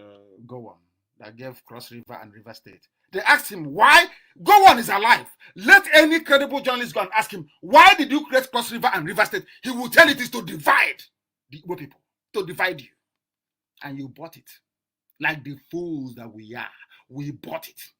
Your own brother in Ikwere, answering Chinda, the same blood, the same flesh, the same blood, the same name, the same language. You say he's from Akraka, from Akaka. But I have forgiven everybody because we are one family. This family is one, indivisible. The whole. It doesn't matter what the media writes. Hey, Nnamdi Kanu speaks to Ndibo. He speaks to Southeast, doing the best they can. These are Yoruba journalists and Igbo journalists doing the work of Fulani for them for free. Dividing us. But Fulani come as one North. They come together, you're Southeast, you're South-South, you're Southwest-East, you're East-West-South. But they come to you as one North, one monolith. You cannot reason. You went to school of journalism. You're writing rubbish. I was addressing Biafrans. This is what Zeke said in 1949. Please, with the time now standing at precisely 25 to 9, if I'm not mistaken, in Biafra land, and the same number of minutes to the top of the hour, wherever you are around the world. We are live and we are direct. This was an address given 11 years before Nigeria's independence. It is online, actually. People should look for it. It is titled 1949 Nnamdi Azikiwe, Address to Igbo People. Please look for it and post it everywhere. I want you to read it very carefully to tell you that we are always right. Always. Always right. I did not even have the benefit of this very brilliant piece before we started IPOB agitation for Biafra. But if they tell you what Zeke said here, you won't believe it. But we are going to tell you all the same what Nnamdi Azikiwe said. His name is Dr. Azikiwe. I don't want to put Nnamdi there because people call Nnamdi, they're always very sensible and reasonable. They don't sell out, they're not traitors. Listen to what Zeke said. He said this thing at the Igbo State Assembly. Igbo State are a very powerful movement in those days. Very, very powerful. Very, very powerful. Igbo Union. Very powerful, I'm telling you. They built National High School, Ava. Very powerful people in those days. Let me read his speech so you understand it very well. From Nnamdi Azikiwe, you will not believe this. From Azikiwe. Listen. Having girls of a new day for the Igbo nation. The only thing I disagree with him here is this Igbo nation thing. He should have said the East. He should have said Biafra. He was a student of history, he should have known. But let's leave that to the side and continue. He said, having girls of a new day for the Igbo nation, having selected me to preside over the deliberations of this assembly of the Igbo nation, I am conscious of the fact that you have not done so because of any extraordinary attributes in me. I realize that I'm not the oldest amongst you, nor the wisest, nor the wealthiest, nor the most experienced, nor the most learned. I am therefore grateful to you for elevating me to this high pedestal. This is Azikiwe. I'm reading him verbatim, what he said in 1949. Listen carefully, please. The Igbo people have reached a crossroad, and it is for us to decide which is the right course to follow. We are confronted with routes leading us to diverse goals, but as I say it, there is only one road that I can safely recommend for us to tread, and it is the road of self-determination for the Igbo within the framework of a federated Commonwealth of Nigeria and the Cameroons, leading to the United States of Africa. Other roads, in my opinion, are calculated to lead us astray from the path of national civilization. Azikiwe said that the only path he sees for our people is self-determination in his speech in 1949. And funny enough, do you know what I find very astonishing about this very speech? Is that it is the same thing that IPOB is proposing. I am for one Africa. I am for one West Africa. But people must come together, having willingly given their consent. A white man cannot do that for them. Now you understand where I'm from. So it bears a very uncanny resemblance, I should say, to the position of IPOB, which is quite bizarre. So what IPOB is doing today was what Nnamdi Azikiwe canvassed in 1949. Now, when we started this movement, I said that the problem of a black man is discipline and application. But along the line, he fell off. I want to know where Nnamdi Azikiwe fell off. I must read this speech, all of it, so that you will hear that Nnamdi Azikiwe in 1949 was talking about self-determination, that our that his business and family was killed in Ablado was saying the same thing. The same thing that Onyeka Onwenu said a few weeks back. The same thing. Self-determination. Even Nnamdi Azikiwe that had it within his powers to insist on this. What happened? It was that time he married, I think he married a Hausa woman. They gave him Fulani woman. He married and named his child Mohammed. That's why they got him. I must read this for you. I must.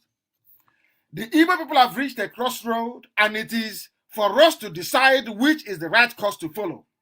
We are confronted with routes leading to diverse goals.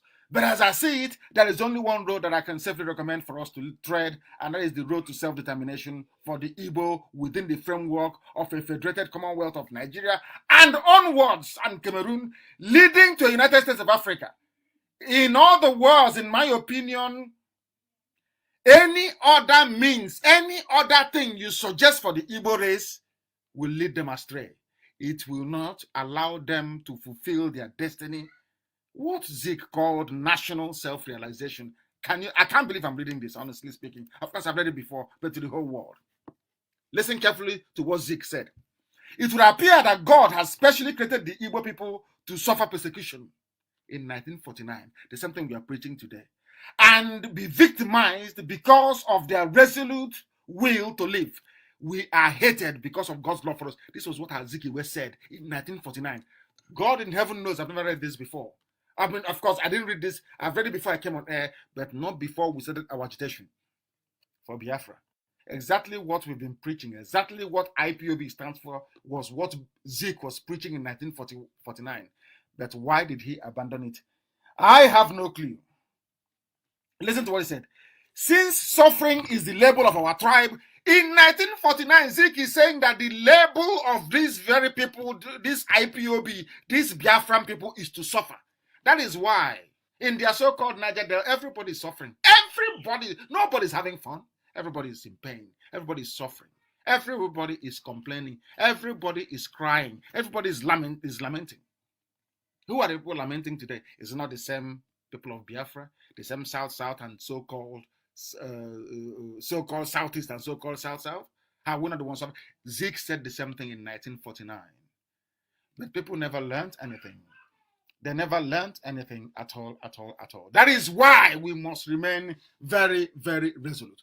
That is why we must remain very, very determined. It would appear that God has made us to suffer because we are loved, because we are appreciated. Zeke said, is it not fortunate that the Igbo are among the few remnants. He used the word indigenous. Zeke used the word indigenous. Is it? Oh, I can't believe this. Honestly, is it unfortunate that the Igbos are among the few remnants of indigenous African nations who are still not spoilated by the artificial niceties of Western materialism? Because we are a people that are disciplined in those days.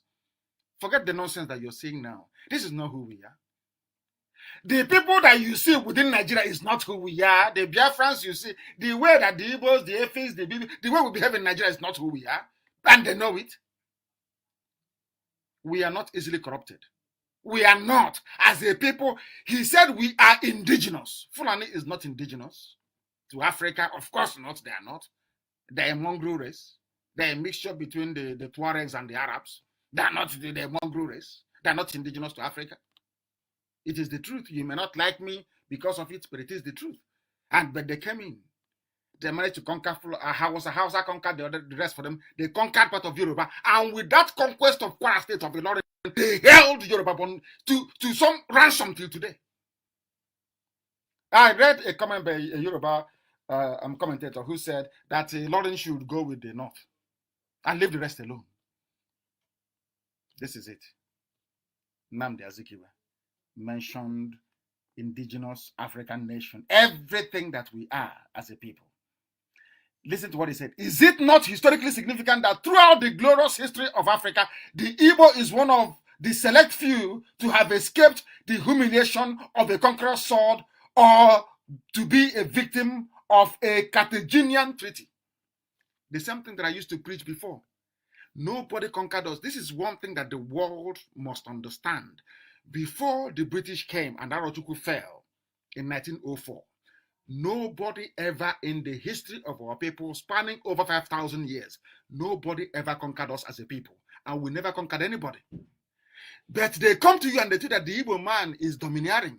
But the Igbo man, despite their might and their power, never conquered anybody. But tiny Fulani with their cattle conquered everybody up until all the way to Ilorin. Now tell me who is domineering and who is not. Tell me who dominates who and who doesn't. They conquered everybody all the way to Ilorin. Igbo man never conquered anybody. Biafran people never conquered anybody. Igbo man never forced an Efik man to speak Igbo language. Never. Instead, we had in CBD. Now, who is dominating who? The same people, they come today, they take our oil, they take our gas, they our land, look us dead, finished. Who caused it? Fulani. The same people that told you that the Igbo man who could have fought to save Ken Sarawiwa is your enemy. Once they managed to cut the knife, cut us into two, they killed Ken Sarawiwa because they know there'll be no repercussion. Do you see how they operate? Are you people actually learning from what I'm teaching you? Do you actually learn from what I am teaching you? Do you want to learn anything from what you learn on Radio Biafra? Because this is too much. I can't even finish it in one night. I can't. Because what Azikiwe is saying here is unbelievable.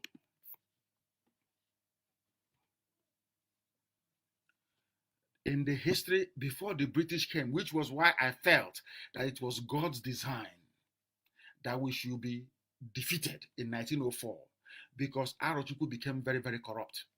Corruption in Arochukwu. The Jukun came to Arochukwu. They brought in their deity called the Binokwabi in Arochukwu. Before that, we were worshipping the one true Almighty God in heaven. They started slavery. People will go to Abago market in Uzako and collect slaves. They will pass through Arochukwu. They will pass through Nike. From Arochukwu, they will basically stamp them and sell them on at Nike in Enugu. From Nike, from there to Jukun, to Zamfara, and they are gone. The Arabs were the first people to start slavery. And they used the Jukun to come to Arochukwu to convince our high priests then in Arochukwu that we should start selling each other. That was what happened. And God in heaven was upset. God said, because of that, the same thing he did to the children of Israel, I will scatter you, I will destroy you. You have desecrated my temple in Arochukwu. That was exactly what happened. That temple was destroyed by the British in 1904. Some of you don't know this, do you? That was why God allowed them to come. Because that's how God works. The same way that the God allowed all the foreign armies to march into Jerusalem, to destroy the temple in Jerusalem, the temple of Solomon, that was rebuilt by Herod. Some of you don't know this. The same reason why the armies of Europe marched, or should I say the armies of white people marched into Arochukwu after fighting them for over 30 years. They managed to succeed in defeating, and Arochukwu fell. When Arochukwu fell, the 7 sons of Arochukwu went to the same Asaba you see today. They went to Ahaba, not Asaba. The name is Ahaba. Went to Ahaba, in where Okowa is, bringing in Fulani people to go from Ekumeku. Ekumeku was the foremost guerrilla group in the whole of Africa. Number one, that the British feared so much. That's why they don't like us. If you go to Delta State and ask for the history of Ekumeku, they will tell you who formed Ekumeku. The 7 sons of Arochukwu when Arochukwu fell in 1904.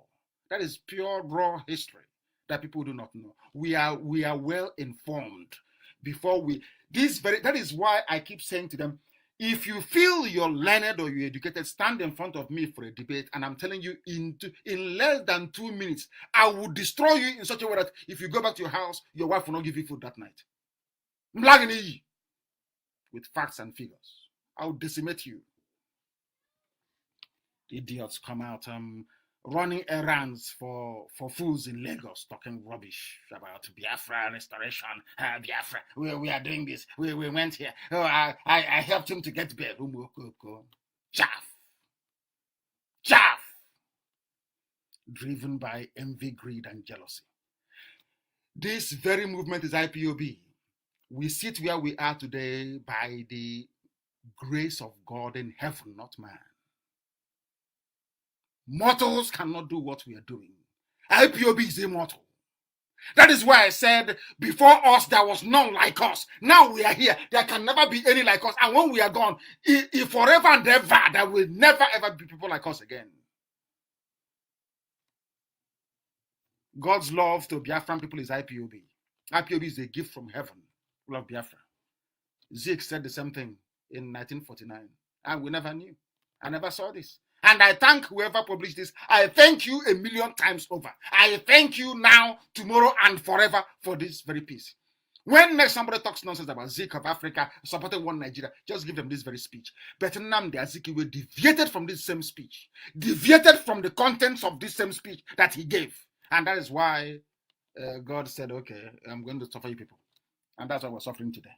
It is too much. I'm not going to go through it all. I cannot finish reading it because it is amazing. Hey, look at what Zeke said here. I shall now state the facts which should be well known to any honest student of Nigerian history. On the social plane, it will be found that outside of Government College Umuahia, which is where I went to, of course, the very finest secondary school in the whole world when I was there. Outside Government College Umuahia, there is no other secondary school run by the British government in Nigeria, in Igbo land. They did not want to come because they said these people are too intelligent. If we leave our pencil, before we come back, that pencil will turn into a biro, turn into a pen. They don't understand because we are blessed. After looking at us and seeing and stealing all our artifacts from Arochukwu, they said that you have no history. We asked them, but where do we come from? They said, you people, you have no history. And we bought it, hook, line, and sinker. They did not want to participate. It was only in Government College Umuahia that they existed. There was not one secondary school run for girls by the British government in Igbo land. In the north and everywhere, there were schools scattered everywhere. And of course, the only thing Zeke said here to his credit is that outside of Port Harcourt, fire protection is not provided in any other Igbo town. Because then, even the white man saw Iguacha, which they named Port Harcourt, as an Igbo town.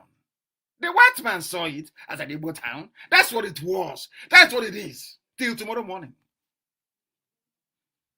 That's what it was till tomorrow morning. But they come and say, oh no, we are from Akaraka, from Bini. People are so useless. So useless. Say, oh, we are Nioma. Oh, we are not Igbo. We are Nioma people. What is the meaning of Anioma? Anioma is which language? They can't tell you. Oh, it's Igbo, but we speak Igbo, but we are from Bini. Okay. So Bini that speak Bini language, they are from Zamfara. Oh, Yorubas that speak Yoruba language, they are from Kanem Brono. This is how foolish some people are. This is how foolish some people are. This is the lineage of Okowa and some of your so-called governors. Some of the idiots that call themselves South people, Niger Delta, people without shame. You have no name. You have no history. You have considered what the white man did to you by saying you have no history, you have no name. And the North, they used all their names to name all their states. Has it not occurred to you before? So okay, let me educate you. They have Sokoto State. Sokoto used to be called Gobe, is a Hausa town. Fulani took it over and named it Sokoto. You have Sokoto State.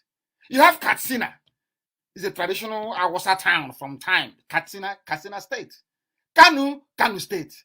Bauchi State. Nasarawa State. Kebbi State. Zamfara is very old. Zamfara State. Kanem Brono Empire of the El Kanemis of this world. Kanem Brono Empire, Brono State. Adamawa Empire, Adamawa State. And then you come to Biafra land, you have a Cross River State. You have rivers. You have Delta. What does it mean? What does it mean for people there? I'm from Delta, you know. But Delta is where a sea runs into a larger body of water, depositing sand and all the rest of it. Do you know why you have Delta? It's because, you know, the ocean cannot take all the sand coming from the river. It rejects it. Now, let me tell you one thing about nature that you don't know. Nature, you see an ocean allow a river to do any nonsense inside it. It will say no. It will push it back. That's how you have the alluvial plains. That's how Delta came about. That sand from the river, the sea won't allow it to enter the sea. The sea will push it back. That's how you have the flooded plains that you have. And somebody said that's where they come from. So you are now related to somebody from the delta of River Nile, because River Nile has a delta. Mississippi has a delta. Are you related to people from Mississippi Delta in America or from Nile Delta in Egypt? Are you people from the same delta country or affinity? Maybe one day Fulani will write in the Daily Trust and write and say, oh, Niger Delta people are related to people from River Nile Delta or maybe Zambezi Delta. And you see them jumping up and down like lunatics. Here, I tell you the truth. You may not like it. It may not sound very pleasant. It may sound slightly brash, but it is the truth. And that is why we preach it. It is the truth. On economic plane, I cannot sufficiently impress you because you're familiar with the victimization, which is our faith. Nnamdi Azikiwe in 1949 said that the entrepreneurial skills of an Igbo man led to victimization.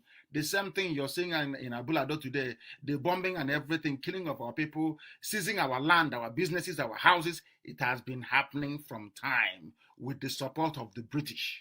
Don't you understand? When you leave your homes in 1949, they left, they went to build their houses. The same discrimination because you're loved. The same thing happened to the Jews. They scattered all over the world successfully, built successful businesses, were pioneers in science, in literature, in art. What happened to them? Hatred. The same thing you're experiencing.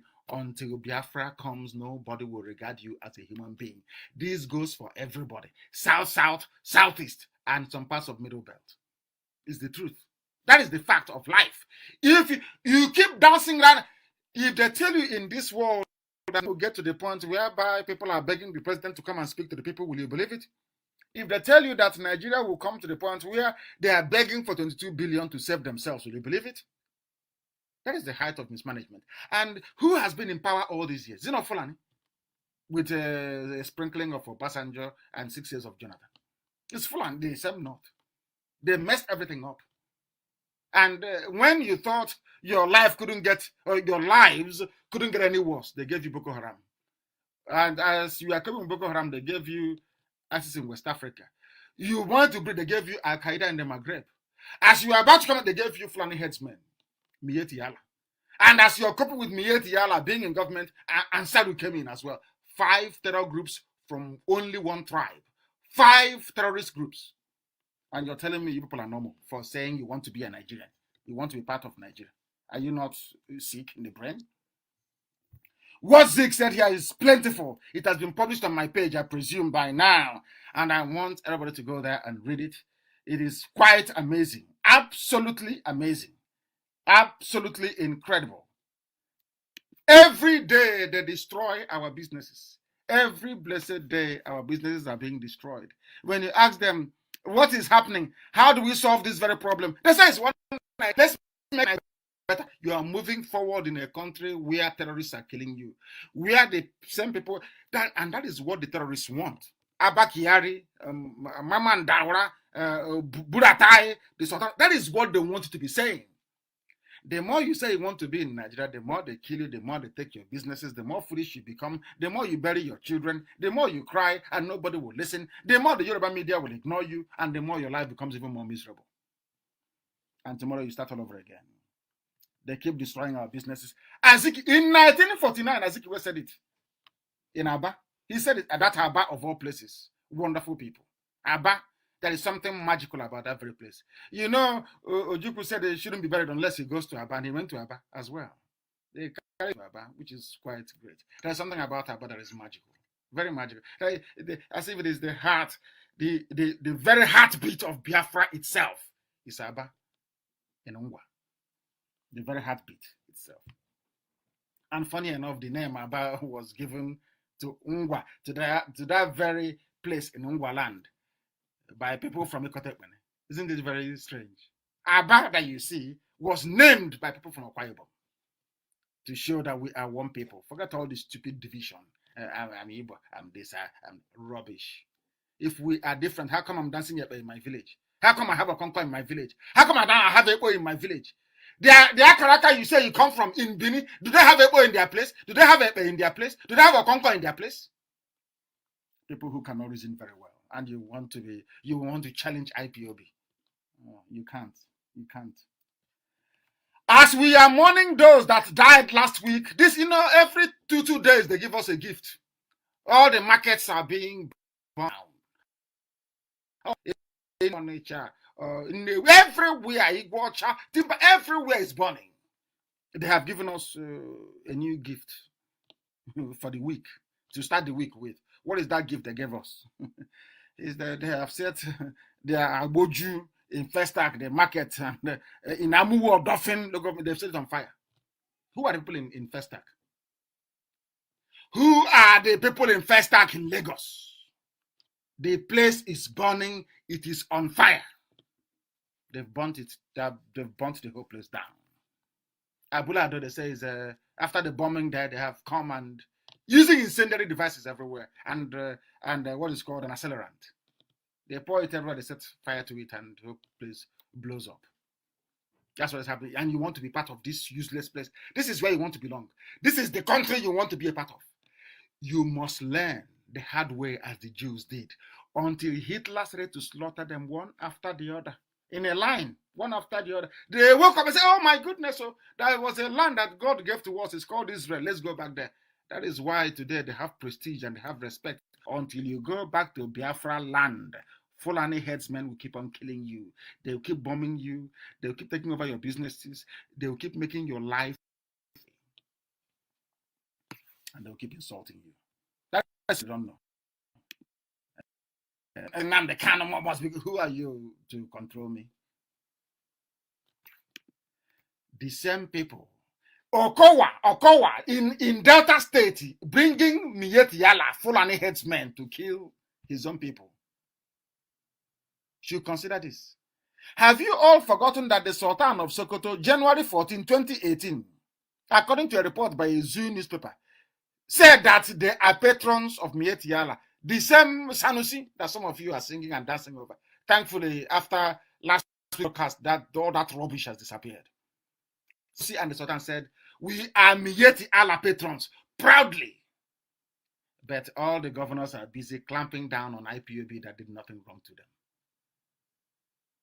All the governors, that's what they're doing. But in the north, they are traditional rulers, they're governors, everybody's coming and saying, we no more Boko Haram, now Miyetti Allah, the real killers. They support them openly. And you're telling me there isn't something wrong with us in the brain.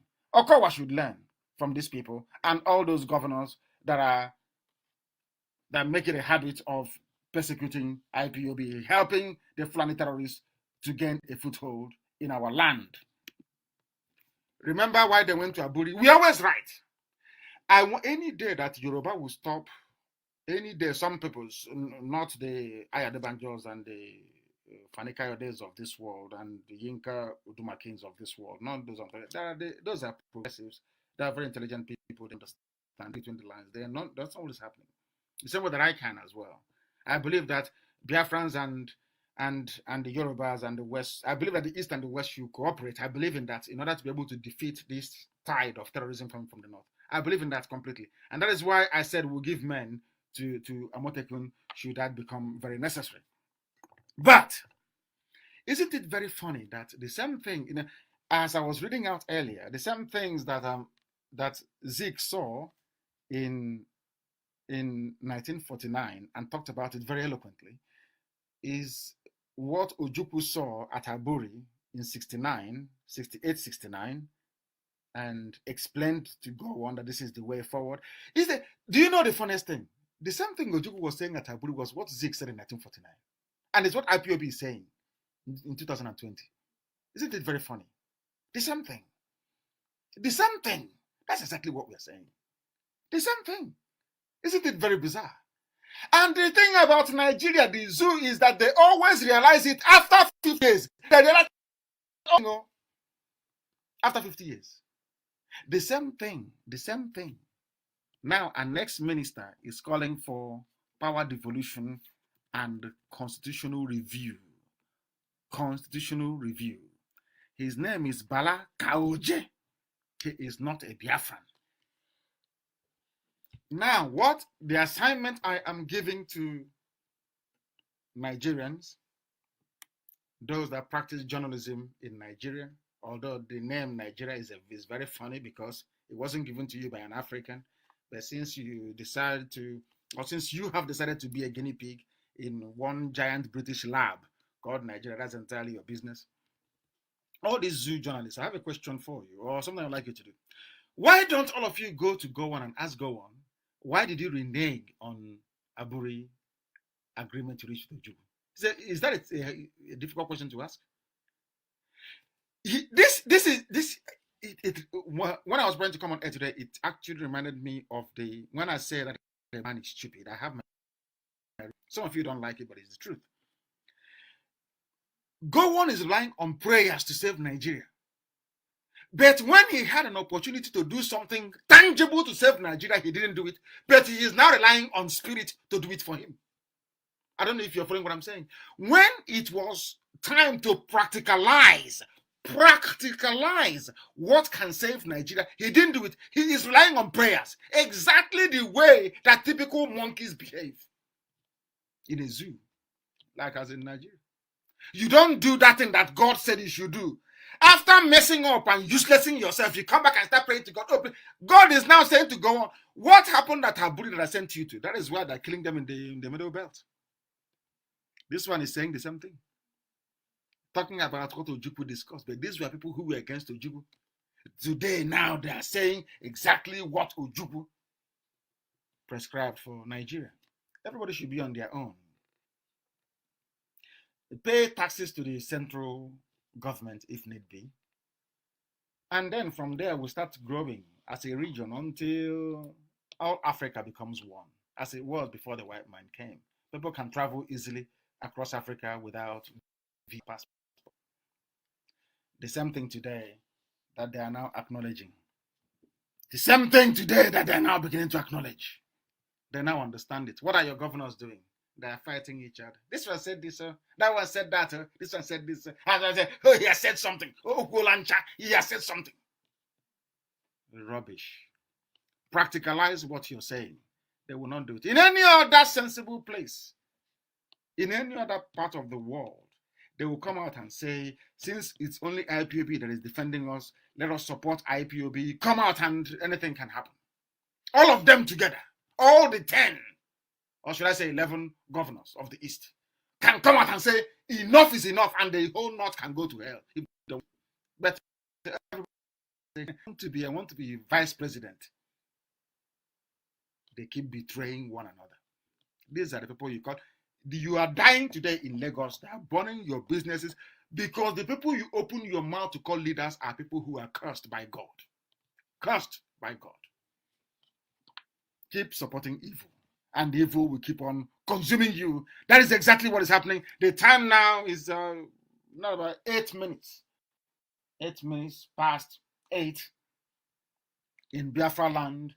And the same number of minutes past of that. That's how you know we are live and we are direct, bringing you the truth, the whole truth, and nothing but the truth. They are calling for devolution now. The same devolution, the same Aburi Accord go on rejected. The same thing that Yoruba has poured scorn on. Awolowo could not ask.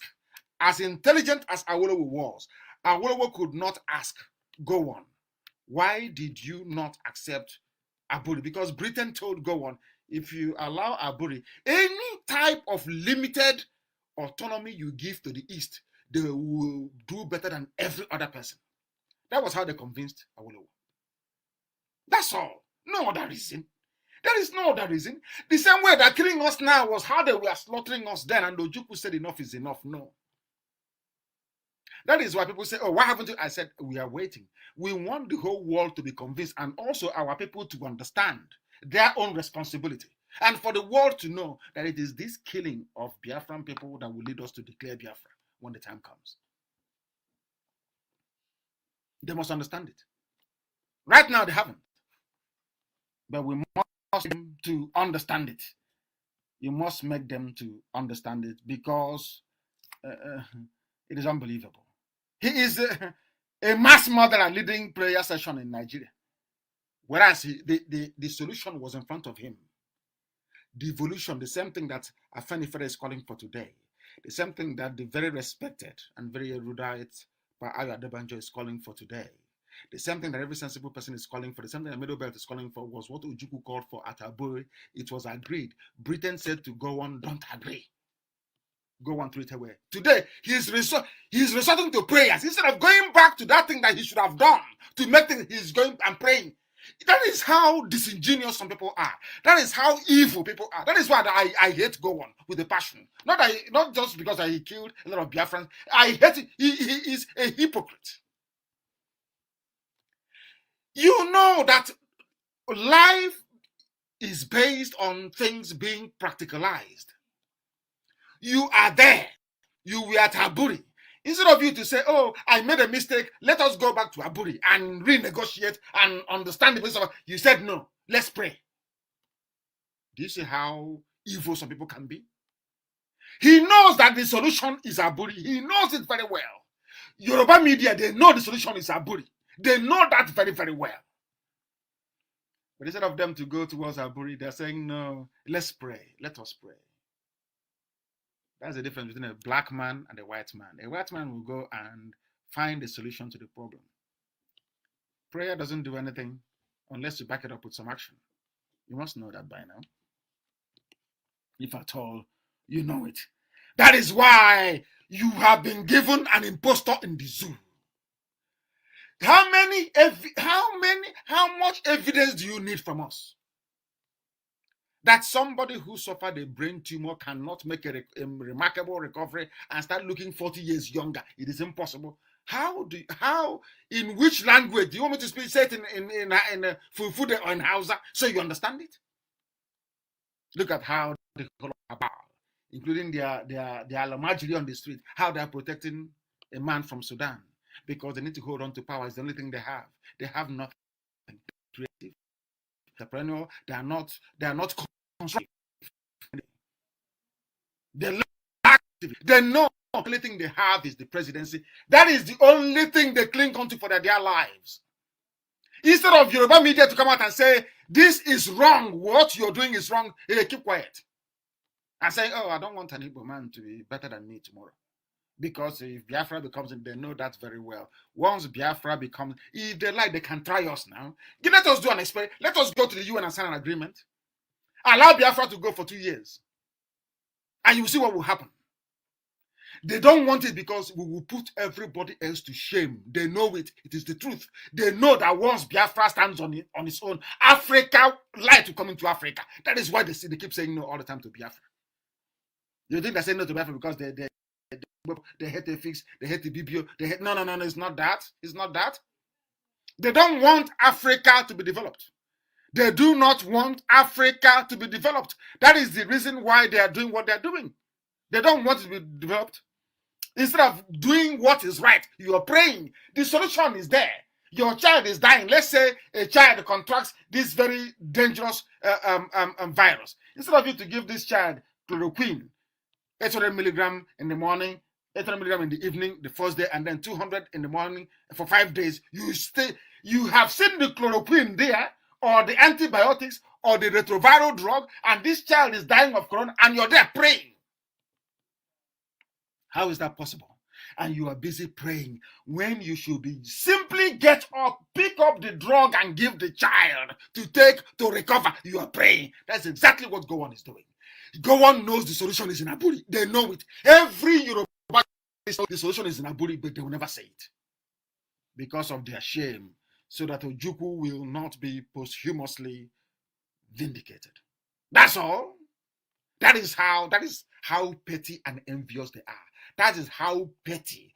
That is how childish their minds work. That is how hopeless they are. Instead of Ojukwu is dead, is in the grave. Instead of you to give him the honor that he was right, that the basis of the negotiations in Aburi was the only way that the zoo could be saved. For everybody, for every ethnic nationality, for everybody. You rejected it. Instead of applying the solution, you're applying prayer. Let us pray. Let us pray. What the solution is there? Mad people everywhere. Mad zoo everywhere. We continue. And when you want to, they kick you out. And punch. Because I said to the media, go to Abuja and ask him questions. Let him answer. How can you have a president? Everything is written. Ordinary good morning, ladies and gentlemen. He needs to read it from a piece of paper. And you're telling me that I should have respect for Nigerians. I should respect Nigerians. You people you are mad. Your brains are not correct. All of you put together. So-called useless, hopeless Nigerians. Monkeys are better than all of you. Baboons are better. They reason better than all of you put together. You people are hopeless. How can you have a president that a common good morning is written down? Everything, good morning, ladies and gentlemen. These days, he will say that he's rubbish and he disappears for another 6 months. You don't see him. If you are Buhari, stand and take questions from journalists. Only take questions. Take it live. And you see their fraud unravel before their eyes. Mad people everywhere. We will expose them. Their nightmare is IPOB and they know it. That is their nightmare. The same day that I said, I told the world that man there, they said he came back, is not Buhari, it's Jubril.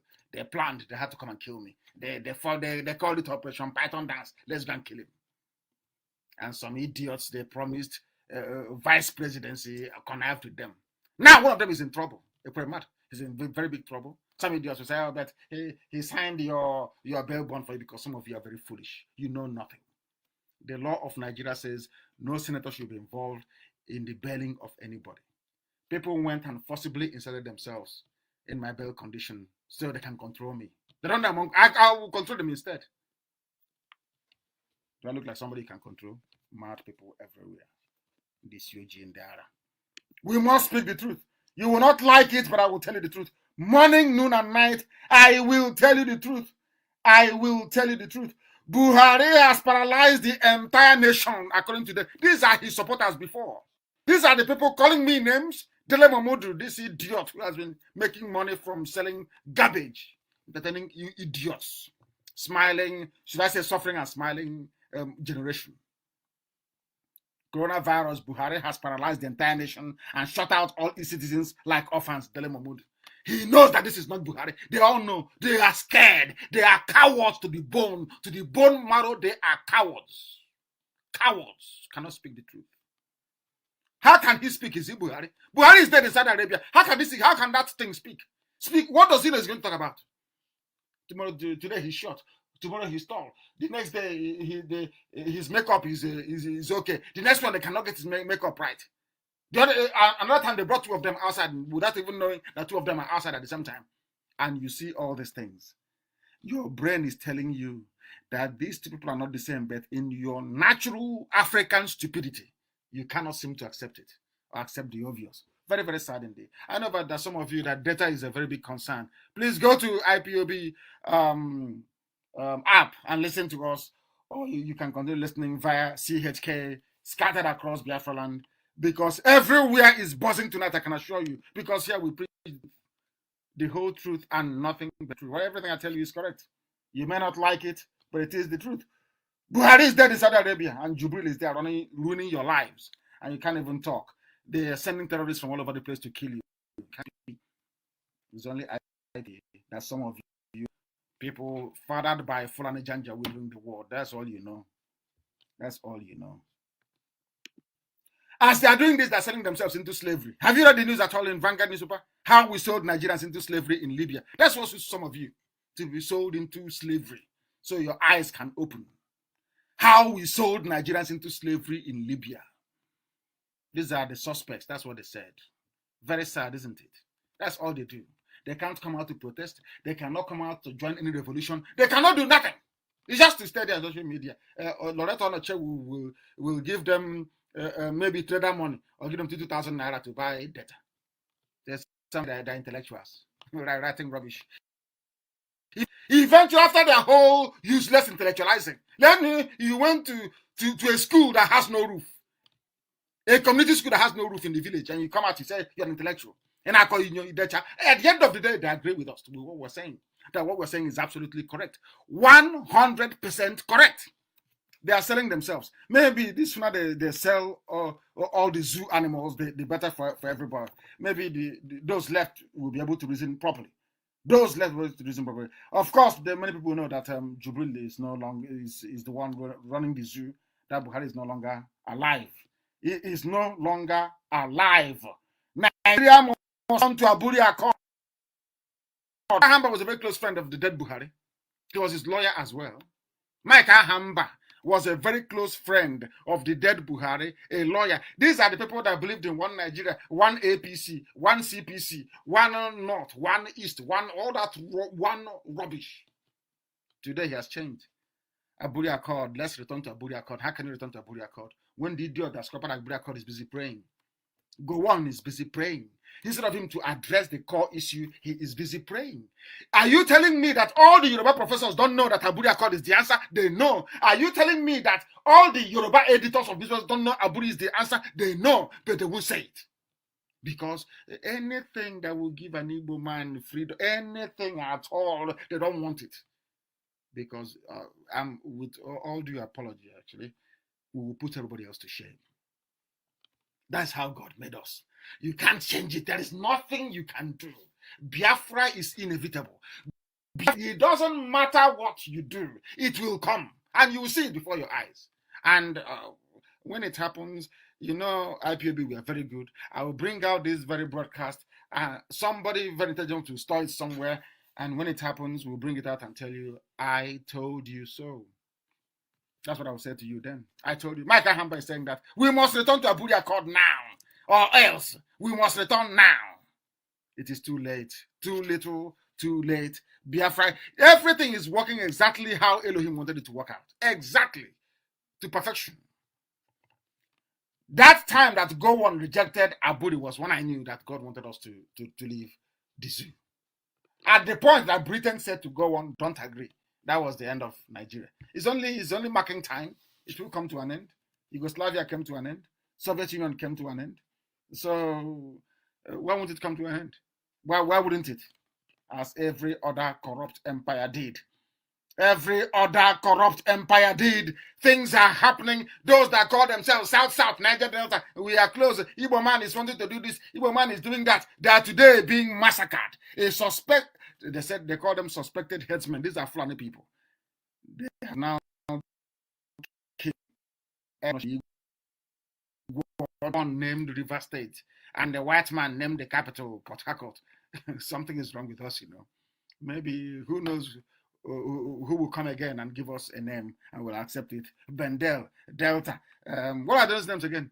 Bendel, Delta, Niger Delta, South.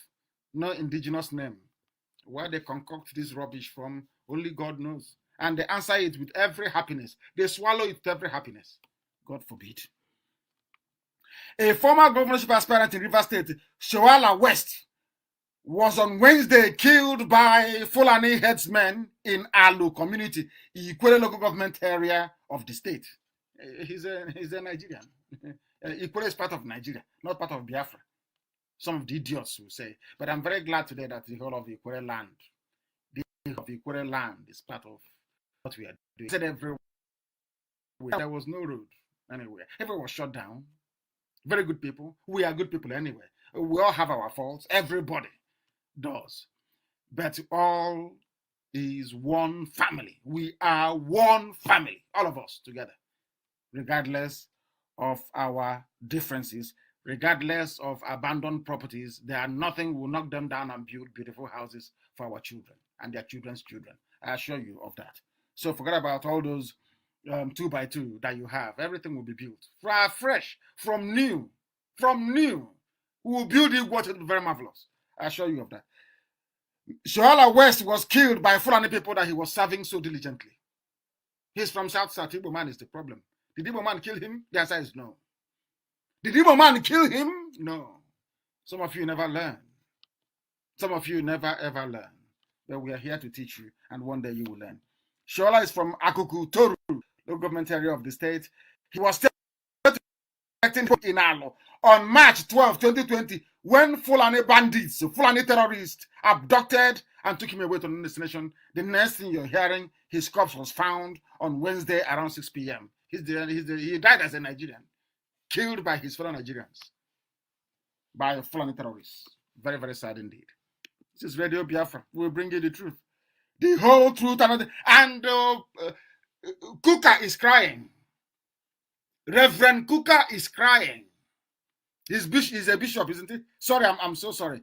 They call him Lord Bishop. My Lord Bishop, I'm sorry. That's what they call him.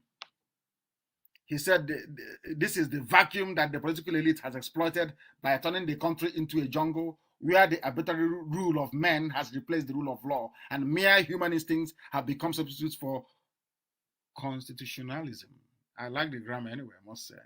You know, here I wouldn't want to perhaps elevate, should I say, my spoken English to make it very difficult for people in the rural and remote areas to be able to understand what we are saying.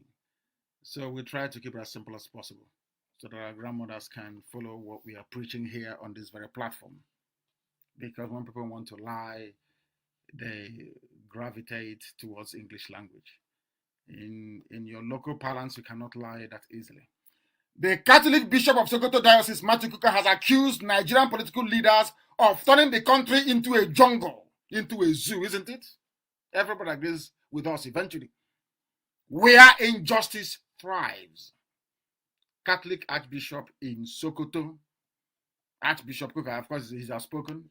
He's a man that I like very much. He speaks his mind. And he's a Nigerian. He was created by Lugard. And he's defending one Nigeria. He spoke very well about our agitation while I was in detention. After a while, he changed. But thanks to the savagery of the Fulani and their primitive brutality, he has seen the light, as everyone will see eventually. Everybody will see that Nnamdi Kanu has been right. Everybody will come to the realization that IPOB is always correct. He's now lamenting. But as I keep saying to all of them, too little, too late. Fulani will consume all of you. You'll be consumed. You see, Yoruba, keep supporting evil. Fulani will consume you. Fulani, it's not that they are strong, it's that they are long-term and they're very strategic. And with the help of the British. What the British wants is to either have a Poland or have the zoo, the Nigeria in a perpetual state of turmoil. That is how they benefit from it. Some people ask That's the philosophy of Britain. That they thrive when an African country is in disarray. That's what they love so much, you know. But I'm hopeful, and I am praying that Boris Johnson will be a bit different. That he will not be like the rest that went before him. That he will be different. I'm seriously praying that the conservative government of Boris Johnson is more different from those that have gone. But that's my prayer every blessed day, that they will be able to see the light and allow people to be free as they're supposed to. But Archbishop Kuka is right. Nigeria is a jungle. People are now speaking out a bit more, which is very good. And I will encourage, I keep saying all the time that the buck stops is Yoruba media houses. They are the problem. The channels of this world, they are the big problem. Big problem. Because, as I said, a black man or black woman with stomach infrastructure tendencies would always gravitate towards corruption. And corruption is not just taking money from people at checkpoints or trying to take kickbacks or handbacks, as you may call it. When a journalist is down and fails to report the truth, that is the worst form of corruption. And I'm directing this thing out to Yoruba newspapers and Yoruba media houses. What they're doing in Nigeria is the reason why people are dying. It is the reason why there is so much terrorism, because they have refused repeatedly to be objective in their coverage and their reportage. Very, very important we point this out to the whole world, because that is what is happening. But I do commend a few of them, those who have now unshackled themselves from the very despotic tendencies of the Fulanis to try and report the truth, as Punch and AIT is trying their damn best to do. We must continue. This is Radio Biafra. We are live and we are direct. Many people are struggling because of their data, but I'm asking them to please try and hang on or run to your neighbor's house and listen to this very broadcast this evening. It is very, very important. Very, very important. Somebody wrote something that I agree with, because when somebody writes something I agree with, I always say it. His name is Prince Justice Faloye. Man, he's a progressive. He has written that Yoruba Igbo common unity essential to collective survival of humanity, and I agree with him. Let me repeat. Yoruba Igbo, by which I mean, let them say east and south. Let's just say south of the zoo called Nigeria. East and West, the unity of the East and the West, because anytime we say this Igbo and Yoruba thing, what they will do, the Fulani will cut it out. Loreto Noche will help them cut it out, and they'll start inboxing our people, Biafrans from the coastal region. They will say, can't you see, he's making this Biafra thing an Igbo affair, forgetting that somebody has to lead. In the UK, England is at the front leading. In Germany, the Bavarian region is at the front leading. That is how it is. In the USA, you have the West Coast, the mighty California leading. That is how life is. Someone has to lead from somewhere. Someone has to lead. That is why it appears as if there is some what I would refer to as the preponderance of Igbo people in the affairs of the East. That's the only way I can put it. This Prince Justice Faloye has been very, very clear that the unity of the East and the West, Igbo and Yoruba, is very, very essential. Very, very essential. And I want to reiterate this evening, that those Yoruba people or those from Ilorin who, out of one ill-conceived consideration or the other, have decided to adopt this very hostile anti-Biafra stance when it comes to the propagation of their views, must also realize that the Fulanis will not spare them. The Fulani did not spare the Hausa people, they gobbled them up. The Fulani used the Hausas to conquer themselves. The Hausas conquered themselves for Fulani and handed themselves over willingly to the Fulanis. The same thing that the Yorubas will do inadvertently if they do not reverse their very distressing and annoying ways, in terms of how they view things in the zoo called Nigeria, and in terms of how they also report it. We are live and we are done. This is Radio Biafra. We are hastily bringing our proceedings this evening to a close, but we must repeat, because there was a young man going to visit the mother. He was abducted by the Nigerian police, and that is the lawlessness that Bishop Kuka is talking about. and beaten up by the police and shot. And we are being told that 4 people have been killed by Ifeanyi Okowa and his Fulani friends in Delta State, all because IPOB is doing the best they can to repel the Fulani attack in Delta State. This man was beaten up, and please, I want the video of this man to be distributed. In Nigeria, you have the police stealing people's mobile phones in broad daylight and threatening them with guns. We also have the video as well. And I want Nigeria to understand something, both the Inspector General of Police, I want Abba Kyari and all those that run the zoo to understand something. All the evidence that we collect, everything you see on my page, every senator in America has it as well. And they take their time, of course. I do concede that this whole corona issue may have slowed things down a bit, but eventually they'll get around to it. I remember what happened in Bosnia and in Kosovo, how the Serbians were all over the place, killing and pillaging, not knowing that all the atrocities and the crimes are being chronicled very meticulously for prosecution, disintegration of Yugoslavia. And that did come to pass. And I want to assure those who run the zoo called Nigeria that the same fate shall befall Nigeria. It will not escape it. That I can assure you. Everything you see on my page, I can tell you that frontline politicians in the West, in Europe and in America, they have it. They must know that. They have it. Don't think that anyway, they know. Because when they go to their meetings, they tell them what we are doing. That we are exposing them, and we shall continue to do so. The video is slightly distressing. The video is distressing of what police are doing. Snatching people's mobile phones, abducting people and beating them up, basically killing people for no reason. The police have now turned into armed robbers. That is what is happening in the zoo. That is what is happening in Nigeria. And that is what we IPOB and the coming of Biafra will put to an end. And deservedly so, I must say. Deservedly so. Nigeria is so lawless that a justice of the High Court, Justice Uhebu, is saying that the judiciary has collapsed in Nigeria. The Nigerian judicial system is said to be under serious threat given the area of injustice is gradually becoming the norm in the country, because they use, now you have a rubber stamp Senate. Anything that Jubril wants, anything Abba Kyari wants, they give him. And you have the judiciary. They have so much harassed. I don't know who drew up this plan for the Fulani, how they managed to conquer everybody, a bunch of cattle rearers. How they managed to do this to people, I do not know. I don't know. They've just intimidated everybody into silence. The judges cannot do anything. Nobody moves. It's like, I wouldn't call it even a police state. It's a terror state. A state of terrorism. From top to bottom. The legal system in Nigeria has effectively collapsed. Anybody who read the report of the U.S. government, the State Department about Nigeria will know that they made it very clear there that Nigeria has effectively collapsed. The judiciary no longer functions effectively. It has more or less collapsed.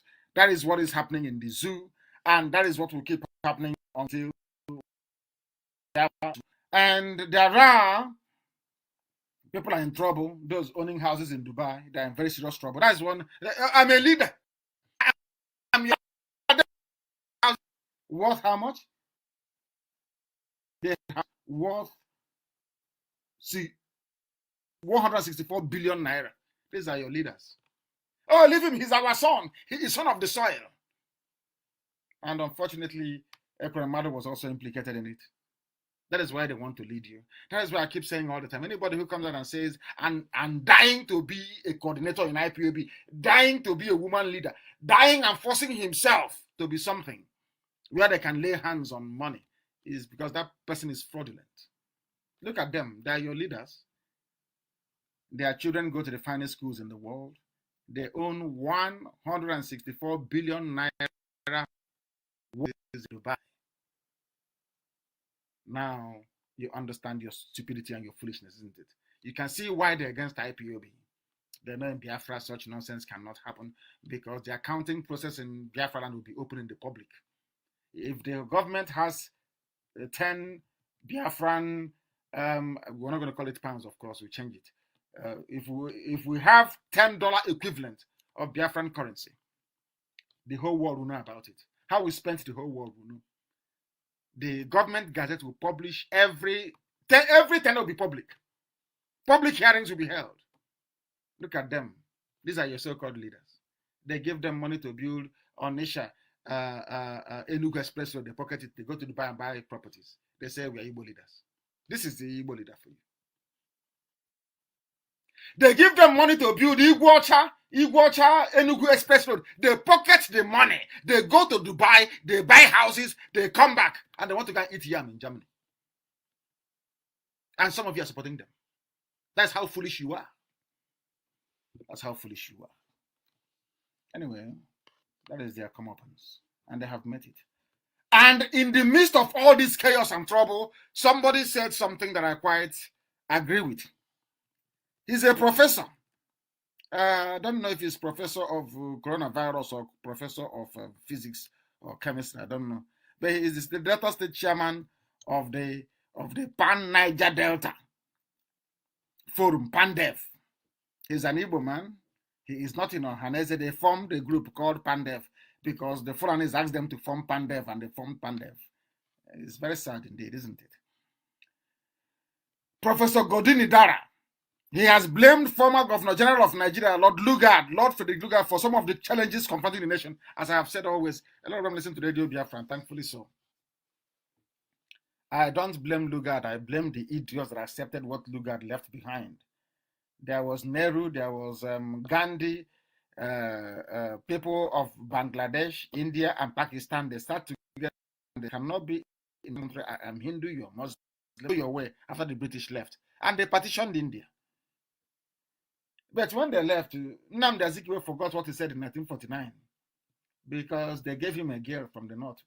Maybe he called her Aisha. Who knows? And they confused him. So they're talking rubbish. One Nigeria. This man said he's a professor. He said, Professor Godini Dara said that Lugard will not make heaven, that he's in hell with Lucifer, with Satan. That's what this man said. And I agree with him in total. Whoever created Nigeria doesn't deserve to go to heaven because Nigeria, that is why I said, I've been telling people that this coronavirus, coronavirus coming into Biafra land, coming into West Africa, that virus is actually taking a risk. Because I don't know if this virus has seen the way we mix medicine in the chemist. All we need to do is to go inside the chemist and tell the chemist to mix medicine for us. One mixture and the coronavirus will go missing. How we mix medicine. You know those capsules, some are pink and yellow, some are red and orange. It's unbelievable. You see somebody telling the chemist, mix it here, that one, and put it. He doesn't know what it does. By the time we mix everything together, coronavirus will be nowhere to be found. So what we're saying in essence is that the zoo called Nigeria is hell already. And anybody coming from there or saying he or she is a Nigerian, I just feel sorry for you. Do some of you actually reason things through? Before you say, is it because some of you are now saying, I'm a Nigerian? Not because you know it to be true, but because you want to challenge what IPOB is doing. You want to counter what Nnamdi Kanu is saying. He cannot be right. So let me just say I'm a Nigerian. But you know you're a monkey, you're a baboon, you're an animal because you were created by Lugard. And Lugard is being roasted beside Lucifer in hell at this moment, according to this very Professor Godini Dara, who allowed himself to be carved away from his people, who allowed himself to be deceived. All this pandef nonsense and rubbish. Deception. To divide the Igbo nation. And he succeeded. We are pandef, rubbish. Go and join Ohanese and people should continue the rubbish you've been doing before. We shouldn't have two groups in the east. It should only be one. Some of you don't reason. In the north, it's called Arewa Consultative Forum, all the way to sometimes Idoma land. In the west, you have Afenifere. It's only in the east, you have Ohanese, you have Pandef. Shame on you people. Shame on you people. You can never reason very well. Never ever reason very well. It's called divide and rule. It was what Lugard brought. And that's why Lugard is in hell. So this very professor, for saying that Lugard is in hell, you must also understand, for carrying on from where Lugard left off, you'll also go to hell, unless you change your ways, and unless you amend the way that you reason. Very, very important indeed. And that brings us to the end of tonight's proceedings, but I must say very hastily, or very quickly, Please must listen very carefully to the announcements. Very, very carefully, please, to what I have to say regarding the internal workings of IPOB, the whole world, because here nothing is hidden. Nothing is hidden. We must start this very evening. I am asking the DOS to please also look at the issues. I understand there are a few issues all over the place, especially in Angola and a few other places. I want the issue in Angola to be resolved as quickly as possible. And people must listen very carefully. We don't sell forms in IPOB. And I have said it before, allow me to repeat. Anybody parading himself as the leader of BSS will be dealt with from this minute onwards. There is no position like that within IPOB. I lead BSS, I lead the volunteer command myself. Nobody else does. I want people to understand that we don't sell any forms. We don't have any ID. We don't sell any forms in IPOB. Anybody giving you a form is collecting your data to DSS so they can come and arrest you. And having said that, I want to those who are being detained and want it to be published very quickly. Also on my page, Amaka, I want you to publish this information as quickly as possible. These are the people who have been detained by Ifeanyi Okowa and his Fulani friends. Ifeanyi Okowa and his Fulani friends are detaining these Biafran people in detention centers in and around Delta State. We have forwarded their names to those that matter, and we are placing the world on notice that should anything happen to any of these people, that the Commissioner of Police in that very state, SS Director in that state, and the Ifeanyi family will bear the brunt. I don't care what you give to diplomats abroad. I'm just telling you as a matter of fact. Allow me to read out their names. John Chukwuma is our state coordinator. Sunday Ashaka was also kidnapped. These are the names of kidnapped Biafrans in Delta, because I made the announcement that we are not going to allow the Fulanis continue to rape our mothers and to kill our people. Listen very carefully. They were arrested on 16th of March 2020. There is Chidi Wammiri, Eyi Friday, Nwodo Ikechukwu, John Ojike Madabuchi, Ekene Otako, Nwamama Chidi. They shot him. He has a bullet wound.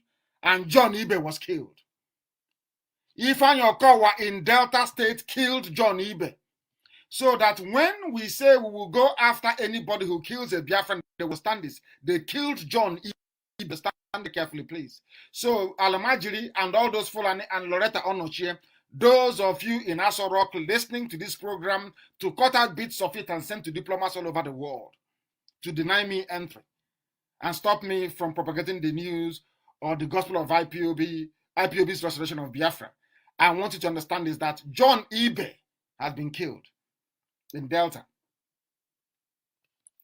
Enyi Friday and Ojo Ejike were shot and taken away with their motorcycle. They were on a motorbike. They were shot and taken away. There are those who have been in custody now for nearly 3 months. Wenze Uchenna, Oko Abo, Chukwudi Obiada Michael, and Aliebu Obinna. I am holding Ifeanyi Okowa responsible. I want people to know. So that when you start saying, oh, it is this, we are in Delta, you are Igbo. So you understand it very well. In your stupidity, you forgot that the man that made the Fulanis justify the massacre of every Igbo person in the north is from Panam. His name is Nzobu. You've forgotten that 300,000 Easterners were massacred in the north because of Nzobu, who is from the same Delta. Before you start talking rubbish, you must understand that very well. Ifeanyi Okowa, allow me to repeat, and at all the Almajiris in Delta State, ensuring that the Delta State is taken over by Fulani Janjaweed. John Chukwuma is our state coordinator, is in detention. Sunday, Ashaka PRO is in detention. Collins Nwobachukwu is in detention. Ikechukwu Nwaudo is in detention. Ogodo Monday is in detention. Nwammiri Chidi is in detention. Enyi Friday in detention. Nwodo Ikechukwu in detention. John Ojike Madabuchi in detention. Ekene Otakpo in detention. Nwamama Chidi, he was shot. He has a bullet wound. They killed John Ibe. Ifeanyi Okowa and the Fulani terrorists in Delta killed John Ibe. Enyi Friday and Ojo Ejike were shot and taken away with their motorcycle. Wanze Uchenna has been in detention for over 3 months. No court because the zoo is lawless. We are innocent. We've done nothing wrong. Chukwudi Obiada Michael is in detention. Oko Abo is in detention. Aliebu Obina is in detention. We are watching. Amnesty International is aware of what is going on. The State Department in the US is aware of what is happening. We must pursue their release. Nnamdi Obi is also in Omoahia in detention. There are people detained all over the place. This is sometimes what we have to go through in a freedom fighting, but in the end, victory will be ours. We are going to, I ask everybody who has been detained to remain resolute. We are going to make sure that everybody is released. I have the picture of the state commissioner. His name is Hafiz Muhammad Inuwa. Hafiz Muhammad Inuwa, a terrorist. He will not arrest his fellow terrorists in Fulani headsmen, Boko Haram, Al-Qaeda in the Maghreb, ISIS in West Africa, or Ansuri. But he is in Delta State killing Biafrans for no reason. So I am telling Yoruba media to understand this very well before they start writing their jargon to understand this very well. That this man called Hafiz Muhammad Inuwa is in Delta State killing Biafran people. He is in Delta State facilitating the takeover of Delta by Fulani terrorists. That's what he's doing in Delta State. And the world must be aware of what he is doing. Not tomorrow, they will say they don't know. I want his picture everywhere. I want his picture everywhere. I want the world to understand what these evil people are doing. Please, and I also want the form to be circulated. The form that they are circulating all over the place saying that it is from BSS. It is not from BSS. There is nothing like BSS. BSS is silent. You don't see them. Allow me to repeat.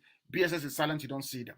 When we launch our security outfit, the whole world will see for themselves how we have structured our security in Biafra land.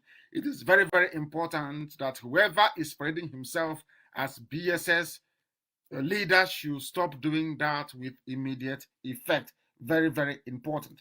And also, I am compelled to talk about the Elders Council. There are about 3 versions of our Elders Council. I am part of them as an order. All the Elders Council, Bishop, Big, and all of them stand dissolved immediate effect tonight. I am convening a meeting of all of them, and there everything will be resolved and sorted out so we can move forward. Things are going with our elders, I do not like it. I am dissolving all the Elders Council tonight. All 3 of them stand dissolved from tonight. I have instructed our national coordinator Ikechukwu to convene all of them together so I can address them and have this matter resolved as quickly as possible. As quickly as possible. I have also lifted the suspension of Mbise family that was suspended from the worldwide family of IPOB.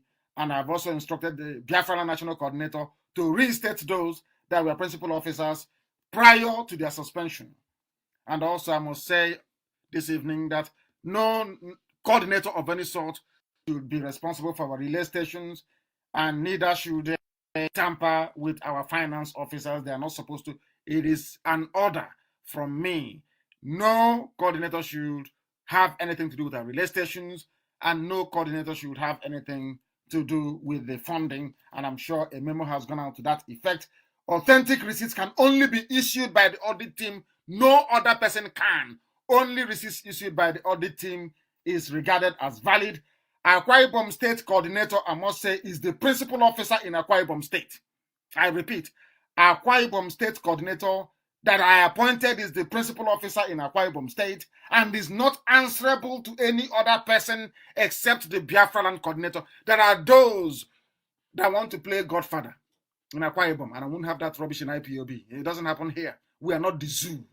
Akwa Ibom State Coordinator is the first servant of IPOB in Akwa Ibom and is answerable to Biafra Land National Coordinator. If I find anybody intervening, interrupting, interfering with his work, that person will be expelled from IPOB regardless of who you think you are.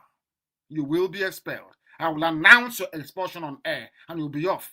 You'll go out and you will write whatever rubbish for 2-3 weeks and you disappear into oblivion as the rest that went before you. One, please. Akwa Ibom State Coordinator is the principal officer in Akwa Ibom State and is not answerable to any other person apart from the Biafran coordinator. There should be no outside interference or meddling because only him is responsible for the growth of Akwa Ibom family. Let me also make it very clear tonight by announcing once again that there is nothing called Aqua Cross. Nothing called Aqua Cross. We have Akwa Ibom family, we have Cross River family. If you're from Cross River State, you go to Cross River and join the family. If you're Akwa Ibom, you go to Akwa Ibom. If you're from Akwa Ibom or Cross River and you're resident or domiciled in Iguacha, you join the Iguacha family. As simple as that. Don't be in Iguacha and fomenting trouble and calling yourselves Aqua Cross. That is rubbish. That group doesn't exist in IPOB. As I said earlier, no group exists inside IPOB. IPOB is one family. There are some power-hungry people that wish to slow us down or the pace of our progress in Akwa Ibom and in Cross River State. Let me warn those people tonight to desist from doing anything that will lead me to announce their name on air for the world to know who they are. Just leave our coordinators alone to do their work. If you want to chip your assistants, you're more than welcome to do so, but do not impede the very wonderful work that they are doing. Do not impede it. We are not like the zoo. I'm also announcing this evening that the office of the Lagos State Coordinator is hereby terminated. It's not, I repeat, there is no longer any office of state coordinator in Lagos. They failed woefully to anticipate the attack on Abulado, and for that, the Lagos State Coordinator of IPOB is hereby removed from his position. The respective senatorial coordinators are now the three principal servants we have in Lagos State, and they will henceforth report to the Biafra Land Coordinator. Lagos State and all family meetings outside Biafra Land and right across West Africa will be audited by our audit team led by Amarachi Ibe. I am instructing every coordinator and finance officer of every unit and every zone within Biafra Land and outside Biafra Land all the way across West Africa to have their books ready for inspection by our audit team led by Amarachi Ibe. Failure to comply will mean instant expulsion. Let me repeat, every country's zone across West Africa must be audited. You must be prepared for that. I expect senatorial coordinators in all states, except Lagos, to obey their state coordinator, especially in Abia and in Ebonyi. You must recognize that state coordinators represent me. Every coordinator represents me wherever they are. If you see them, you are seeing me. That is the way it is in every freedom fighting movement all over the world. Ours will not be any different. This movement is led by me. Any coordinator you see standing in front of you is representing me. You must respect them. In Abia, in Ebonyi, across Biafra and across the whole world, you must respect your state and national coordinators. But, however, if you have any issues or complaints you wish to raise with your relevant superiors, then you're more than welcome to do so. That is why Chike Doziem is there as the head of the Directorate of States that oversees the running of IPOB on a day-to-day basis, is there to deal with any complaints you have. And I'm asking him to please look into Angola and report back to me. Let me know exactly or precisely what is happening in Angola. And I'm also making it very clear this evening that there are people in Uvurowo village in Asa, Umudioka Autonomous Community in Osisioma government area. These people, Mr. Oliver, his deputy is Mr. Igwe, and somebody they call Mr. Ike, they should stop with immediate effect in interfering with IPOB activities I repeat, they must stop with immediate effect. We don't have anything like Bakassi in our land. They have not done anything before in the past. The governors are trying to resurrect them to do their dirty work for them so that the Fulanis can come in. There is nothing like Bakassi in this very village. There is somebody called Eguzoro, Afamefuna, Inyechinyane, and Owele. This is a direct warning to all of you. You must desist immediately. I don't know if you are fathered by Fulani people, that is your business. But we are IPOB, we have come to secure our land and to make sure that we live in peace and harmony going forward to restore Biafra. All this Bakassi nonsense is a relic of the past. It does not stand at this precise moment. It has outlived its usefulness. It is a den for armed robbers to intimidate people, and we will not have that in Biafra land. If you are the leader of any Bakassi anywhere in Biafra land, I give you an order to stand down. If you do not stand down, you'll be dissolved. As simple as that. Either peacefully or forcibly, anyhow you want it. We are IPOB. It's as simple as that. We are here to secure the lives and properties of our people against real, imminent, and potential attack from Fulani terrorists. That brings us to the end of our program this very evening. I once again reiterate that Radio Biafra, this very platform, is unbreakable. Unbreakable. Because Biafra is our religion. The only place we worship is here on Radio Biafra. Because Elohim is our God.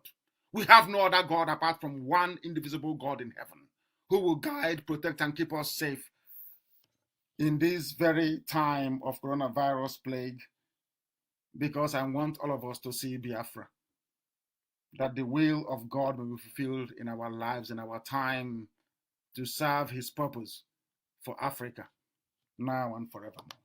He said, from here, it is good evening.